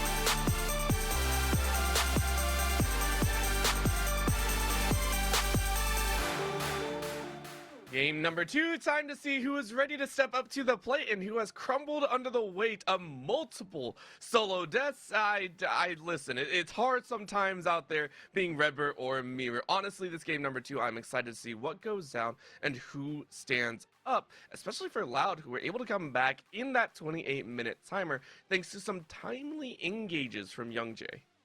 Okay, we also did get updates about game 2. Oddly enough, Cade have opted for second pick, so they are going to do counter pick, and Loud have opted for red side, so we're still going to get red side first pick. But again, this happened last year, so I don't know what's the magic here in best of threes, but it feels like teams have decided red side's better in game 2 and counter pick is better in game 2. Orbital, I do want to talk a little bit about one of the players though. Young Jay specifically, he's actually smiling on the stage right now. He looks pretty happy with his performance in game 1. A player who's been kind of all over the place. He is second highest in the league in average deaths, probably third highest now because he was tied with Redbird prior to this. But after last game, Redbird definitely outstripped him. He's got the lowest XP differential at 15 of all players, which is kind of weird for junglers. Usually junglers are, kind of on par, but that tells me that Young Jay's actively looking for early game ganks and failing. That's why he's dying so much. But on the other hand, he's got the second highest kill participation and damage share. As a jungler, he's got the second highest damage share. So that's kind of crazy. This guy makes things happen for better or for worse. And I feel like we saw that last game. Sure, Shino was the pop-off who got a lot of those kills in that fight. But Young Jay, I'm sure, was the one pinging and calling for it. Yeah, it was very, very heavy in that regard, saying, hey, we need to pull this fight. And I mean, we saw it at the 24-minute mark where they were able to catch out Morteus, who this time will be on that blue side as you mentioned. Bans, though, coming on through, it will be a Jace, a Varus, and an Orianna and Malphite. Very standard, I think, through the opening, which we saw before as well.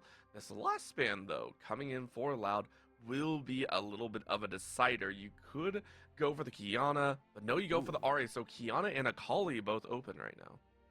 Yeah, and it's interesting to me that you're banning the Ahri. It feels like you're trying to push Mirio onto champions that you can potentially punish, because Ahri, of course, being a very safe one who can get away. Akali is also very safe, and I almost feel like, yeah, they may be trying to force Mirio into Akali. He hasn't played it all split long, but it was what he was known for last year in the LTA South, one of the champions that he really took control of games with. VKS, though, they've got their final ban, a Poppy ban, coming out. They want Engage on their side, and we're thinking, mid laners for Mirio potentially. If we're thinking Engage, I'm actually low-key thinking Yone. You want to slam down a Yone or anything else, that would be quite interesting. However, for Loud, they're snapping up a pretty healthy ADC, or no, they swap to the unlocked Kiana that they specifically left open for themselves. We just mentioned Young Jay's ability to not only create damage, but create the difference for the team. They're going big right now. And I highly like it, because if you're a jungler who's trying to get your team to engage with you, pick something that doesn't need your team. We've seen Kiana just pop people by herself solo. You don't need your team to play with you. The other interesting thing about this Kiana is that the two players that played Kiana the most is probably Young Jay and Desamis in terms of junglers. So it is also a bit of a deny away from Desamis. For Kate, though, we're talking about, engage champions. Azir for Mirio, I guess you can engage. Shurima Shuffle is a thing. It's got its own name for a reason. Yeah, but again, for Miru, it's paired with a Xin Zhao, which again makes her a very solid kind of front-to-back composition startup here. Not great when you have jumpers like the Kiana and the Ezreal. It's going to be very dangerous for you either way. Huge lockdown of that bot lane, though. Bull and Redbird gathering up a very comfortable bot lane here, a very aggressive one if they need to be. And it's answered by that Scion, so tanky front line coming in for VKS. Yeah, I really like the draft from VKS so far. It's just, as you said, straight front to back. You've already got your consistent damage in the mid lane. Whichever marksman you pick, it's going to be consistent damage for Morteus as well. Heck, you could even go, I know, chat, you're going to hate this, Jhin for Morteus and still have it work at this point, because for Loud, are they going to pick a tank? If you're going to pick a tank with Kiana and Ezreal, then, well, you're going to need something a bit more consistent in the mid lane. And Ryze is already off the table. Azir's been picked away. You run something like a Cassiopeia, she doesn't do too hot into Azir, so it's going to be a bit of an interesting choice. I think Kate's composition that they've already drafted is going to be very solid. And Lao now need to find a good answer they can pivot into. I almost feel like they should just double down on Assassins, try and access that back line. And obviously Cade feel the same since they've removed the Akali as a potential thing that could go diving along with Kiana. Or just set up the Kiana, the Syndra banned away. A lot of the comforts that Mago has leaned on so far in this group stage so far have been denied. The Rise plus the Syndra, I think left was the Orianna that has been banned out. So another new champion, at least on Mago's side for this split, very specifically. Sivir at the end though, denying a lot of that speed up and a lot of that late game scaling for Morteus to use. Yeah, Ori got banned in first phase, so Yeah. she was not even an option, unfortunately, for Mago to kind of crutch on. But to give credit to Mago, I think last game, his Talia actually ended up being very, very good and very, very potent in terms of actually being able to find picks and make things happen. So, maybe a bit more trust into Mago, and we'll see what else he whips out. Aphelios being hovered for Cade, usually that's sort of an answer into Yunara, but she's already been taken away. And if it does end up being Aphelios, and it could very well be with the Thresh being locked in, Aphelios into Ezreal is actually a very interesting matchup because what was it, 2021, I think, was the Ezreal Aphelios meta, where Ezreal had a better 20-30 minute spike, and then Aphelios would just outstrip him in terms of scaling. And that might yet be true, but Aphelios has to get in range to play. And maybe that's what they're hoping for here. Double checking to see what exactly will be drafted on the top side of the map.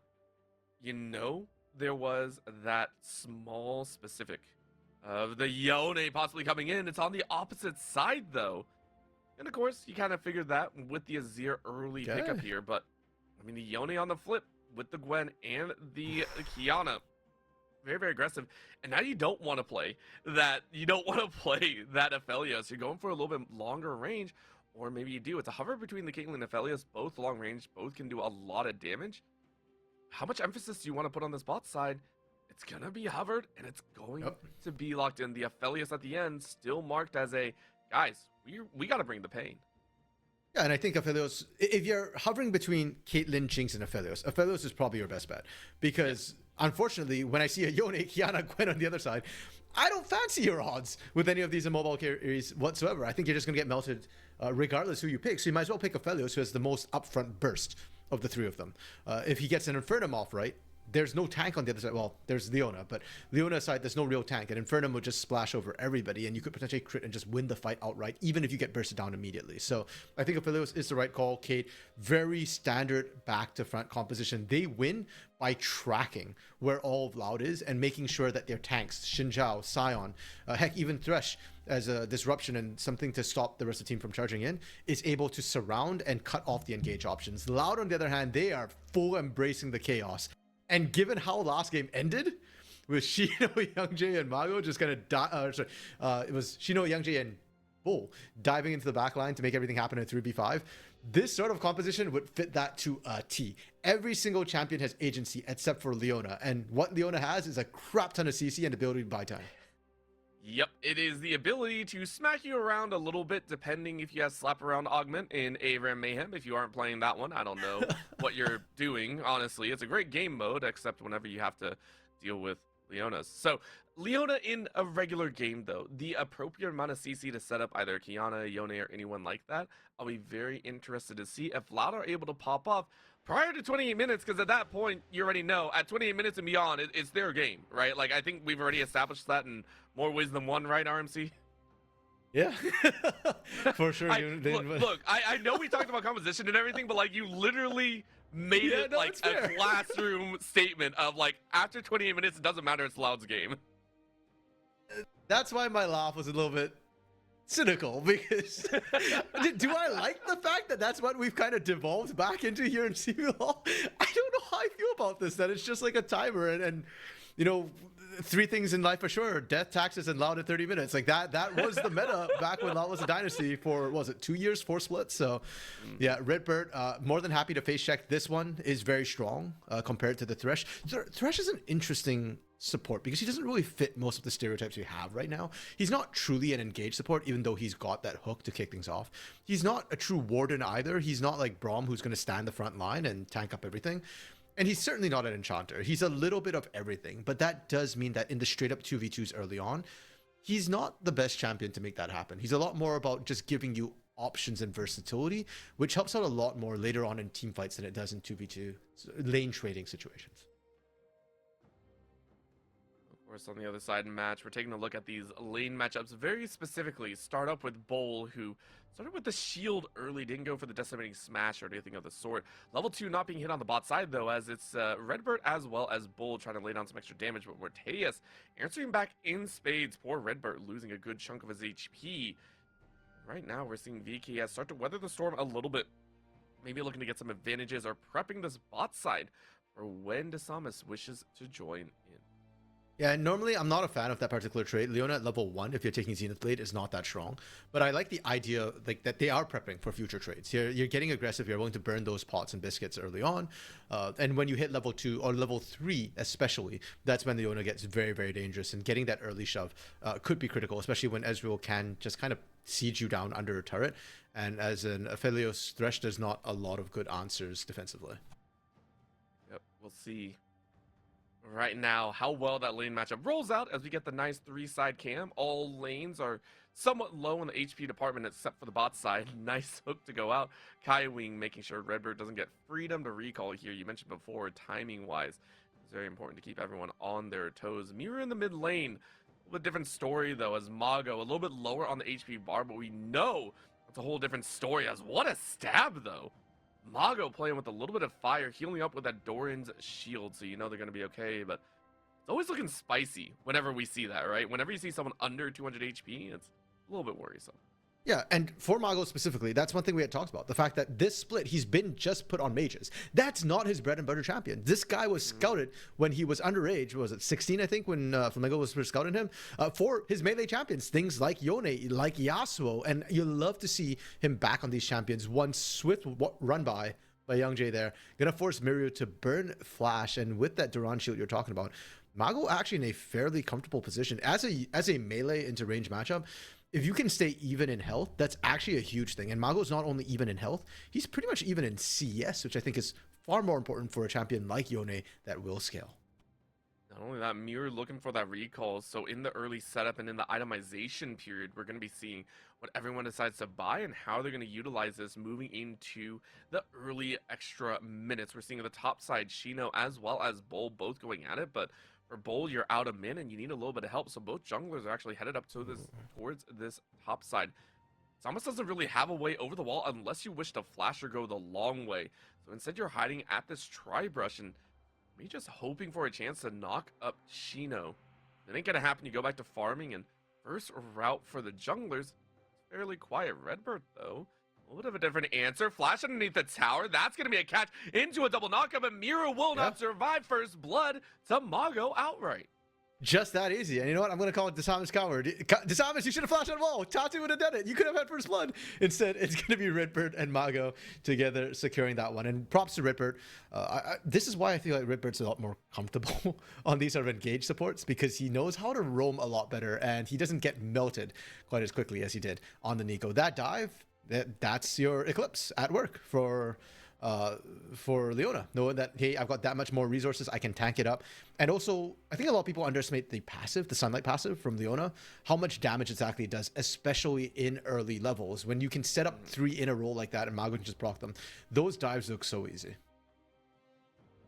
I'm actually a little bit worried it might continue. You're actually going to see that chances. I thought Redbird, honestly, came through the bot side, and I didn't recognize that it was a full route through mid, down through river, into this catch. Easy jump forward. 1, 2, 3, just like you called it, RMC. You know, down like bowling pins. Poor Miru didn't stand a chance. Bot side, though, we're seeing a whole difference. Samus walking into the brush. Young Day taking the chunk out of them, and now it's going to be a lockdown once more. Bull, though, I don't know about this one. maybe we don't actually want this one. Redbird having to walk away, and Samus says, okay, screw it. We got to go all the way in. That's going to be kill number 1. Another hook comes out from Kaiwing, and it's a slaughter on the back end. Morteus is the yielder of that kill. Assist and kill apiece for the jungler and ADC. Yeah, if Youngjae had 1 item and ult, maybe you can do that. But that was really, really risky. And unfortunately, too, they staggered the targets. So they initiated on Desamas, switched to Morteus, and then finished off on Kaiwing. So not enough damage on any one person to actually secure the kill. And for all the great play that Redbird did early, for all the advantages Shino is earning them up top, Loki just threw all the advantages and gave the lead back to Cade on that play. Feels bad, man. Young Jay also another answer is another Talon strike lands. Poor Young Jay just kind of going like, dude, that was awkward on the bot side. Now we have to deal with that situation. Redbert trying to clear at least one of the plates. I think it's gonna happen though at the end of the day. So I'm gonna look at this one more time. And Young Jay, I mean, started off with some good damage, and then Redbert just like little bit over the top. Yeah, and that call from Redbird, I think, was very, very much overzealous. The sheer amount of CC they can pump out is just an issue for you. And the way Qiyana wants to operate is she needs to burst the target down immediately. She doesn't have that burst without level 6, without the first item. And yeah, she high through that Cade Stars fan on the left looks surprisingly disappointed, considering that they just got the advantage. Big fan? Okay. No, they're still disappointed from game one. Just like you were, Okay. considering we thought VKS was supposed to win that one. We were just like, bro, come on. VKS, you can do better than that. But I do agree that the 2 kills is very nice, and maybe we get to see an expanse upwards. We're taking a look right now at about 7 minutes into the game, and it's a little bit slower pace, dead even on the gold count. So it's all about where that gold is allocated. Desamas and Morteus hopefully scaling up, at least for Morteus' side. For Desamas, we want to see that gold utilized to get the other lanes rolling. Maybe helping out Bowl on the top side, gain a larger XP lead, get a little bit tankier, or even Mirror in the mid lane, who is actually up about a wave and a half, maintaining a good CS number, kind of putting that earlier death to waste. So that top side is not a place that Desamas wants to go right now. That is very, very risky. And unfortunately, Bowl's job is not to win lane. Bowl is irrelevant in terms of laning. If you go top, it's to shut down Sheena, to stop this Gwen from scaling up. And if you're gonna do that for Desamas, he probably needs backup. So expect to see Miru roaming with him if that's the goal. I think much more important would actually be shutting down Mago or Youngjae at this point. If you can keep Youngjae continuously down, Qiyana from behind is not ideal. She's very, very weak and can absolutely popped. If you can keep Mago down, you buy yourself a bit more time, and you also unlock a potential roaming companion in Miru. Once he completes his quest, he's probably much more likely to start moving with you. The alternative is bot lane, which also be a good place to go, except that Bull is Ezreal. And so the kill threat is next to none, realistically. Maybe you find Redbird, but that's not that good a pick. We've already seen Redbird go 0-9 in whatever he was last game and still have huge relevance despite being shut down. Whew. The fact that I don't That's even think before that's Blades right Rushing. is, and it still sounds feasible, is crazy. By the way, that was a button match, I think, from Mago. A point and stick flash, which I think was meant to be an ignite, which would have done a lot more damage. Rough time, so no flash on that Yone. However, Dragon being started up here as another ward was placed down, so it was just a little bit of drag. Hey, this is the way that you catch Desamas. However, there's another way around as Morteus is eating a lot of damage from Bull, and a chance for Loud to Morteus actually almost here. bridge that gap and get the damage. Really nice. There you go, there's the ult. back, but there's no way that you're going to be able to survive, or do you? Over the wall, Mago go and gets played in as Kaiwing is going to keep him safe. However, there was no rotation because Mira had just back, so it's actually Dragon to Loud's side. Thank you for the leash, and we got to see a lot of things we were hoping for. Supreme display of talent. You saw how much that gives you, and you know what would have made all the difference there, Orbital? What? Flash and Maga. Oh, don't do it to him like that. Don't. To be fair, I mean, they got what they came for. They got the dragon. They kind of went even, and that's okay. The skilling from Loud in terms of damage is absolutely massive. So they're going to be okay with that. VKS, if anything, I think was overly optimistic with this. There is no teleport on Mago, on Miru to rejoin this team. So it was kind of rough. I do appreciate that they disengage at the right time. They did. But starting up the dragon in the first place was really risky, and they end up burning a lot. That's all the ultimates actually being used. Kaiwing will use the box at the very end to disengage. And the moment all of that is down, they just have no control for the next little while. They have no dragon whatsoever. And even this top side grubs is really scary for VKS. Yep, it is, as right now VKS are trying to go once more, but they're a little bit late to every single corner here. It is going to be one grub taken so far, but Shino flashing away to safety and getting jumped on the back end. This might be their death. Yes, the Gwen has nowhere to go. You dash one more time, but Bull picks up the kill. And even though it was dangerous for VKS, they do get the dub. Yeah, so Cade able to pick themselves up 2 grubs in that sort of situation. I frankly think Mount misplayed it. We'll have to get a replay on that, but my eyes were a little bit on Shino flashing in after the engage was kind of done, getting himself dead, which is unfortunate considering how well Shino had been doing in lane. And we talked about sort of the Gwen last series in the FourY4 Leviathan series where Gigo just ran away with it into Cassante.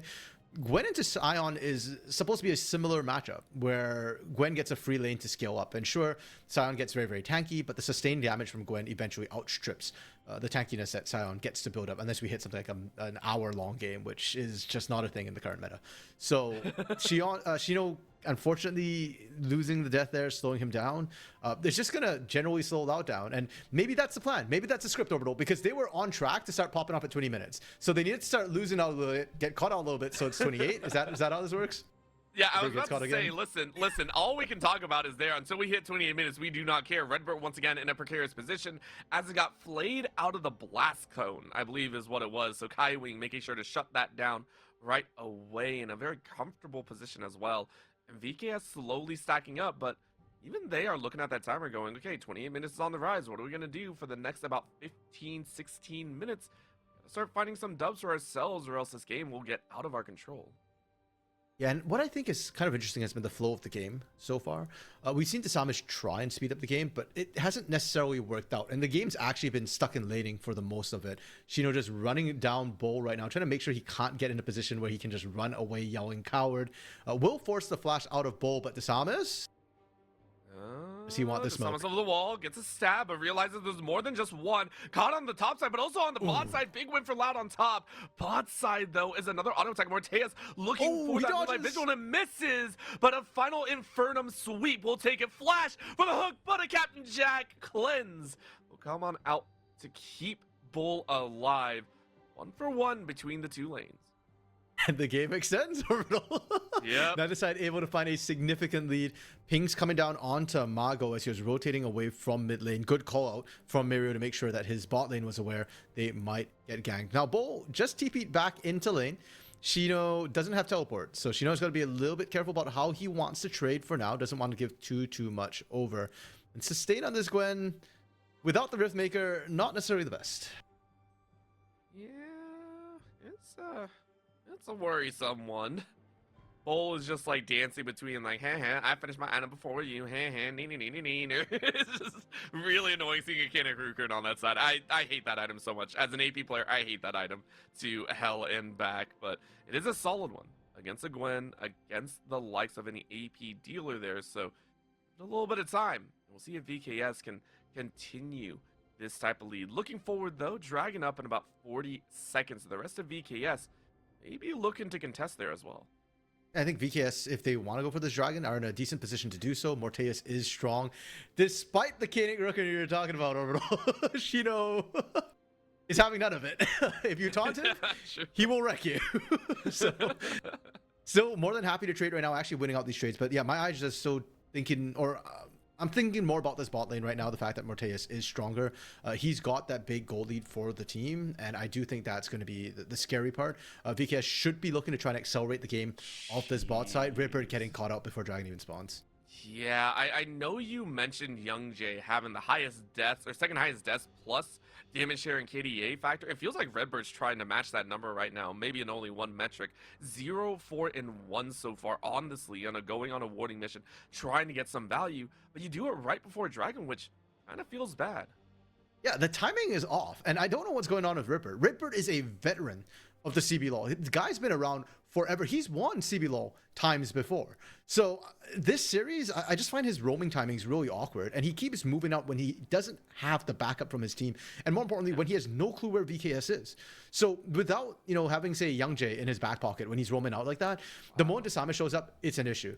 This is a bit of a shocker. Despite the fact Ripper got caught out right before, Kate Stars have reset just as Dragon spawns. So it's actually going to be Loud picking up their second Drake of the game. It's going to be Mago taking first brick of the game, and Kate are pinging on to Herald, which is all well and good, but that is deferred gold to Loud's immediate gold and permanent Dragon that they're picking up.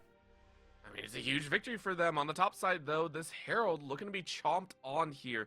Dasamis gonna fly on, and it is on a ward, so there is a slight collapse coming in here. However, it's not really heavy-handed. You take a look on the bot side, it's still a 1v1 down there, so Young Jay was thinking about it but didn't want to force it.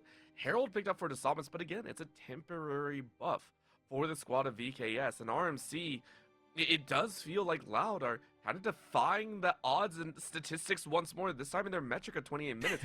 They're in the lead with 1,000 gold. They're in the lead with the dragon count as well, and the towers. I feel like, okay, I need to check the stat, but my gut tells me that Loud probably has a 100% win rate at with a gold difference, with a gold advantage at 15. Just because they rarely get it.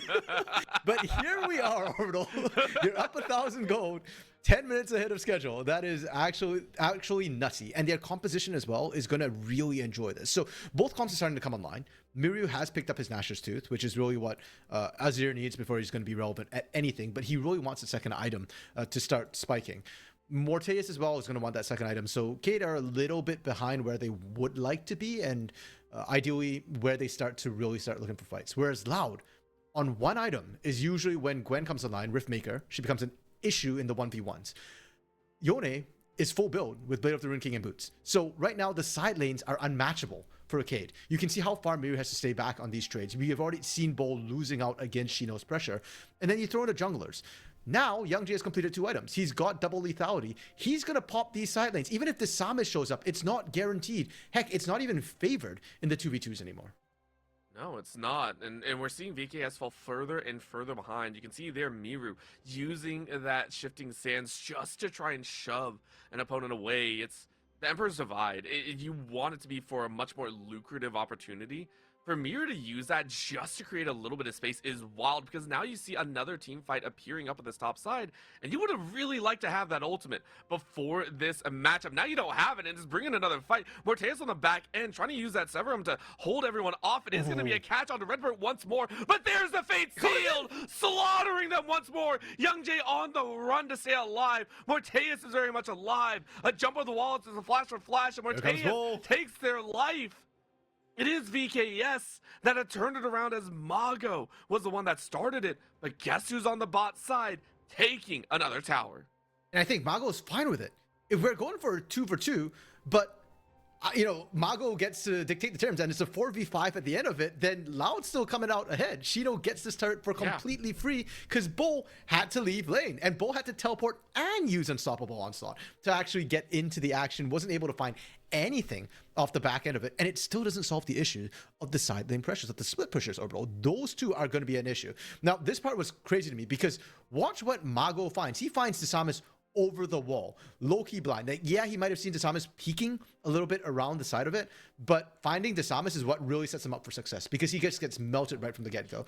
Morteus and Miryu, though, they do a lot of what we were praising Ayu for last game, which was recognizing that, hey, your cooldowns are down, we can now win this. And they just pressure in to try and clean up. But at the end of the day, they only find the bot lane of Bull and Redbird. And we've already said before, if Redbird's ahead, that's nice for lane. If he's not, he kind of doesn't care. He'll find impact one way or the other. And for Bull, on this Ezreal, sure, he goes down, but he's still up in terms of EXP, and he's still keeping that gold difference within 1,000 gold. He's going down, but he's generating more gold for his team, and that's worth. Huge worth. I mean, you went 2 items deep with only tier 1 boots, by the way. Did not want to do anything of it.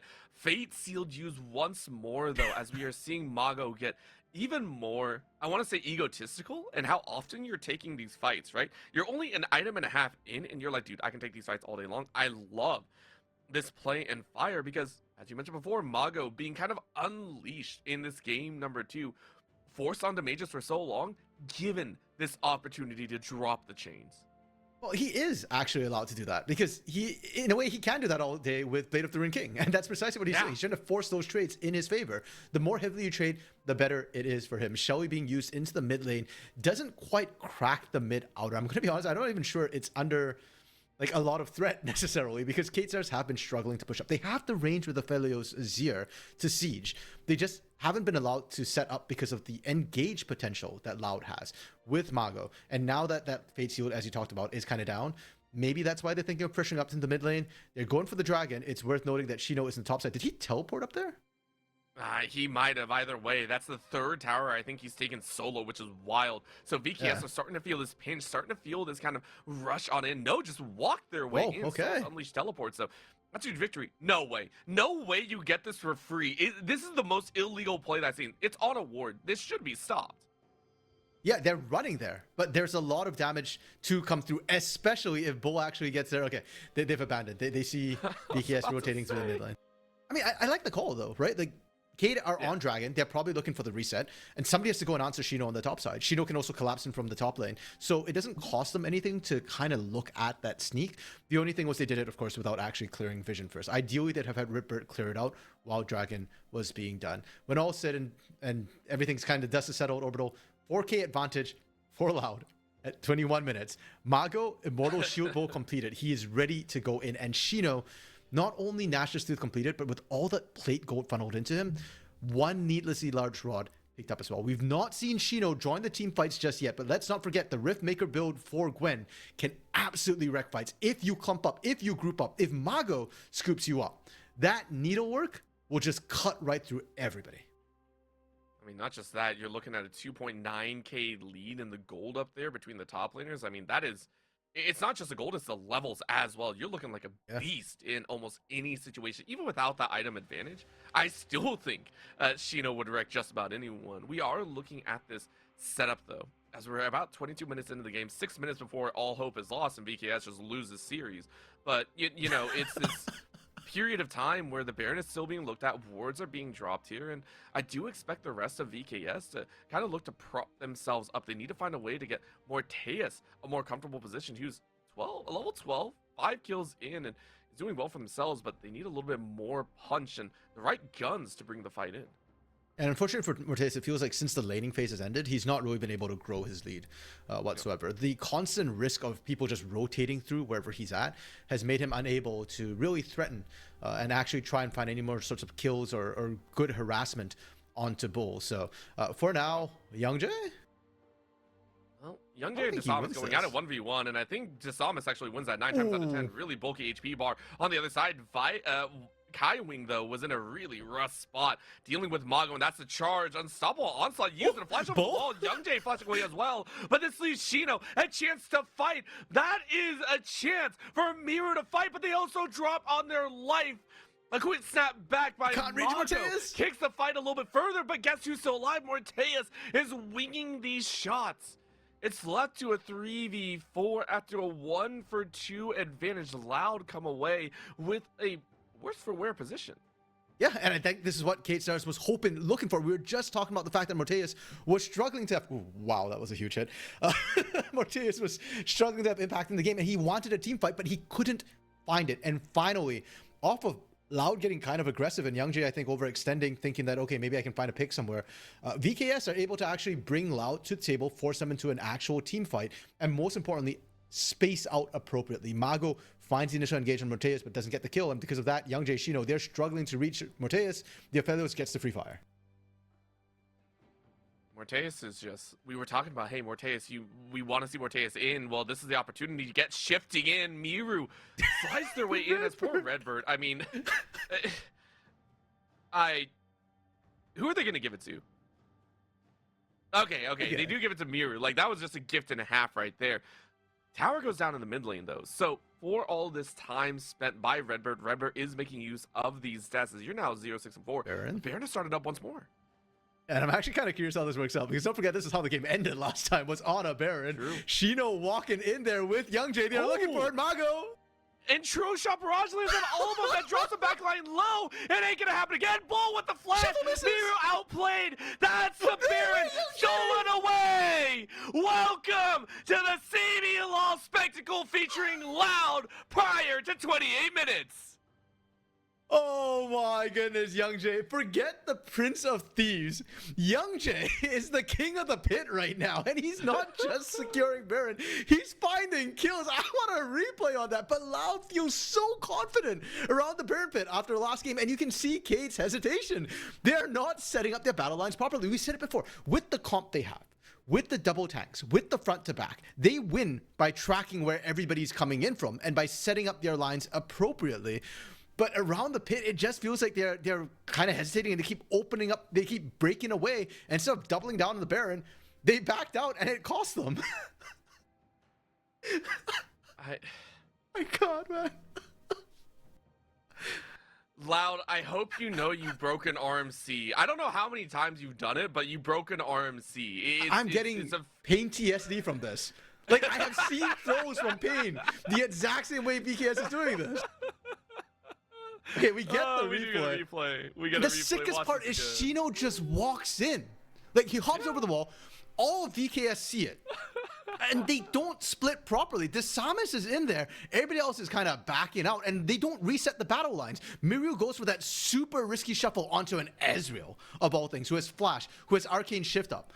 And so, the moment that kind of fails, Miru's up a creek with no paddle. You're just left with Morteus trying to pump out damage, but with Mago having threat from Freight Seal, he can't step up, and he doesn't have an alternate source to continue pumping out that damage, which was what found them success prior to that. And just like that, Loud, they continue to grow the lead. They've got Baron, and the hardest thing for Loud this game so far has been pushing into the mid lane. They've had great split push from Shino on side lanes, but mid was hard in the 5v5. Now with Baron, they're going to be able to just go all the way in and now threaten inhibitor turrets. Now that they've actually got mid opened up all the way, they can resume the split push pressure from Shino, from Mago. It's only going to get much worse. This netting wrapping around VKS's ways out. This net is trapping the fish and trapping the series in favor of Loud. My only thought is, are we going to see anyone fall from VKS's side and leave this 1-3-1 in a way that just doesn't look good and taste good? At the end of the day, True Shot Barrage landing onto Morteus and Bull, slinging a lot of that itemization around. Remember, the Ezreals love having that low budget but high damage build. The rest of VKS hiding around this gate side, and Mago is just dancing on Bull in this bot lane. Yeah, and he's live stealing off Bull while simultaneously hitting the turret. It's actually insane. Bull is dropping these true shot barrages as well, not just to get poked down, but also just shove the waves in as fast as he can to get the pressure. Mago is an absolute menace. You can see that for Kate, that's the bigger priority. Miru's handling Shino fine. Bull can't handle Shino, but Miru apparently can. But then nobody handles Mago. And just having to send, okay, can we find 2-3 people over? Desamas? Oh no. Desamas able to kind of kick up a fuss, maybe biding time for the rest of the team to get here. Morteus is able to join. Not too bad at the end of the day, but still a little bit dangerous. Of course, Mago risking fire here. At 1-0-3, but 285 on the CS count, 2.5 items deep, isn't able to complete the IE, but close enough. he'll farm a couple more waves. He'll be fine. Yeah. For Mago, he can afford to play that aggressive bot side because there's nothing on the table and there's nothing at stake. Even if he dies, sure, he gives over a bounty, but there's about a 7,000, just shy of 7,000 gold advantage for Loud. The bounty is not going to reset anything. There's no objectives either. And again, the skilling for Loud is really, really strong. So he's kind of allowed to do that. Now, we do see Loud setting up around this Baron area. I'm not sure what they're exactly hoping to find right now. I think it's more just that they got stuck by the Sun Disk, so they can't push up. But they can just wait that out. That Sun Disk was just to buy time and space for Kate to get vision down in their own side of the jungle, so they don't get ambushed. This is all set up for Baron 2 minutes later. I don't know if it's maybe a little bit too early. We'll see how that goes. It is going to get cleared out right now, and Loud are just going to resume the 1-3-1 split push. I wonder if instead of a 1-3-1, they actually look at a topside collapse. Mira and Desamas are pushed out a little bit further, and Young Jay can throw down a pop and a half if they wish. Just Warrior over the wall, though, does force Desamas into a really rough spot, and that's Miru unable to help because Mago jumps on him. Great Emperor's Divide on the other side, but Young Jay just hops over the wall instead. A final Burning Ring will slap Miru down. Bull flashes away, or Arcane shifts away from that hook. And I mentioned it, the 1-3-1 is good, but you said they had trouble before. We'll take out the trouble that's in your way. That opens up Shino on the bot side to take the inhibitor. And RMC, we hit the 29-minute mark. We hit the Loud checkpoint, baby. And we didn't need the checkpoint. Loud was already winning. They were already doing really good. So I guess the magic checkpoint this time is that Loud don't lose a fight from here on out. They don't lose a body, maybe. Well, they'll probably drop a body or two, but I don't think they lose a fight from here on out. It's insane as well. I want to highlight too. Kate have more kills. It's so rare in Brazil specifically that we get a team have more kills and yet be down gold. And yet Loud has done just that. 7 turrets to 0, by the way. Kate have not cracked a single turret. Mid got set up, remember? We were talking about, mid's kind of low. They can maybe do this. Yeah, they haven't touched that turret since then. The crystallization actually makes it so one touch, it will go down. That's the other side of it. It's just like, it's been that long. It's been a rough time. And for VKS, they're sweating. Their desperation limits are hitting the ceiling because they know they had an opportunity, but it hasn't landed in the pocket for quite some time. Desamas now wandering into enemy territory right now. And I say that on their side of the map, that's the worst feeling in the world. When I say this, look at this. It's enemy territory. You have a flank coming in. TP from the floor angle. It's seen as well. Supreme Display Talent is able to catch 1 or 2. Bull now in the front lines, but they're trying to fade away from this flank. Shino's in the back line, though. Guess what? Snap, zip, scissors across your line. Low HP on the carries. And the sides in the mid and jungle. Wreak havoc on Vivo Keystars. Loud get loud in boisterous fashion as this only poor Bowl to survive. VKS are annihilated. There is no safety anywhere on Summoner's Rift. And Loud look to ace the likes of VKS and charge to their quarterfinals upper bracket victory. Moving on to the semifinals. I love overall that it's only the second time this game that Shino enabled PvP.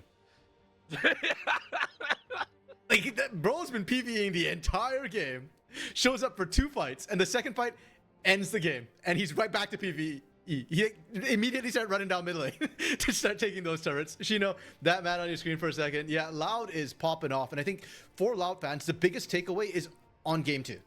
Game 2, Loud didn't lose early. They came back right away.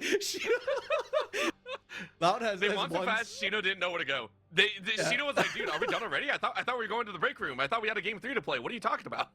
He's too used to losing. Usually losing, you just head off. You don't do the bow. But Loud won. Take your bow, Shino. You did the work. You deserve it. Yeah, but Loud as a whole, I think popping off much, much better.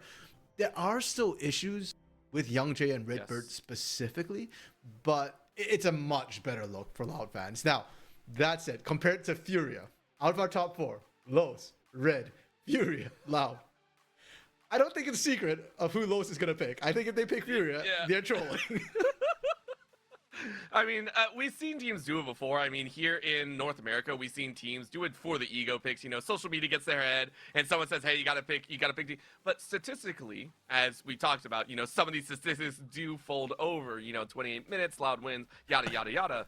100%. I agree. I think Los versus Loud will be a matchup that will really put Loud fans on edge, and that'll be one that we do have to watch for. Now, my question to you, though, how do Loud break this curse? Because Game 2 was a very strong showing of they don't have to wait till 28 minutes.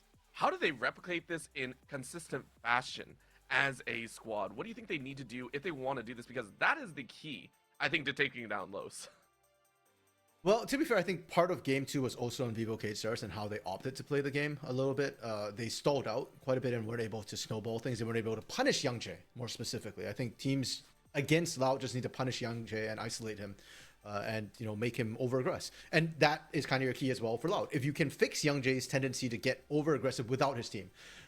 Again, I don't think his over-aggression is wrong inherently, but if it's not working with team, then it's wrong. If you can fix that part, you get to the mid game a lot easier. But the other issue in the mid game is Redbird. Brother, I love you. You've been around a long time. I've been a supporter of you, but this series was not it for Redbird. Redbird needs to fix things. Thankfully, he will have time because they're going to be upper bracket anyway. So even if they tomorrow win or lose, it's still going to be more games for Loud to come together, and they are improving game to game. I'm much more concerned about Vivo Stars overall. The way they are playing this is an issue. The lack of confidence that I'm seeing in their gameplay today, I mean, I don't know if that's coming over from the scoring or the sort of feedback they're getting from CL right now, but without that confidence, going for these objectives is looking real dicey. Yeah, I mean, getting it stolen away, and that game number 2, there was no semblance of we want to fight. It felt like just kind of that slow rollover and die situation. There were glimpses of desperation, glimpses of fights, but I 100% agree. Yeah. I want to see the fight come back to VKS, and that's what they hope to do against Furia not Furia, God, I can talk, don't worry. They're going to do that against Leviathan in the lower bracket, I believe, next week. That is what we're going to be watching. But tomorrow is a whole new set of games, new matches, ahoy, same time, same place, as we got the upper bracket semi-finals. That'll be a joy to watch. Top 4 squads going at it through the playoffs to see which teams move on to the winners finals, which teams will go down to the lower bracket to try and fight their way out. or glory. It's been a treat here with you, RMC. I was very, very much enjoying it, and we'll see a few new faces tomorrow alongside that broadcast. Again, same time once more, and you'll see me over there and a few others as well. Big shout out to our production here on the day. At least for this match, it was RareAdam. I want to thank him so much. And to all of you for tuning in for the CBLOL. Yeah, there's another one as well, and a lot of fun for Adam yelling in my ear to shut up and keep moving. So again, if you want to see some more CBLOL action, please go ahead and check out the YouTube. Check out the Los Gringos, I believe, the Gringos. My brain. Gringos Liberados. There we go. Yeah. Listen, Adam's yelling at me. I gotta wrap it up. Thank you so much to everyone for tuning in. We'll see you all tomorrow. Thank you. Goodbye.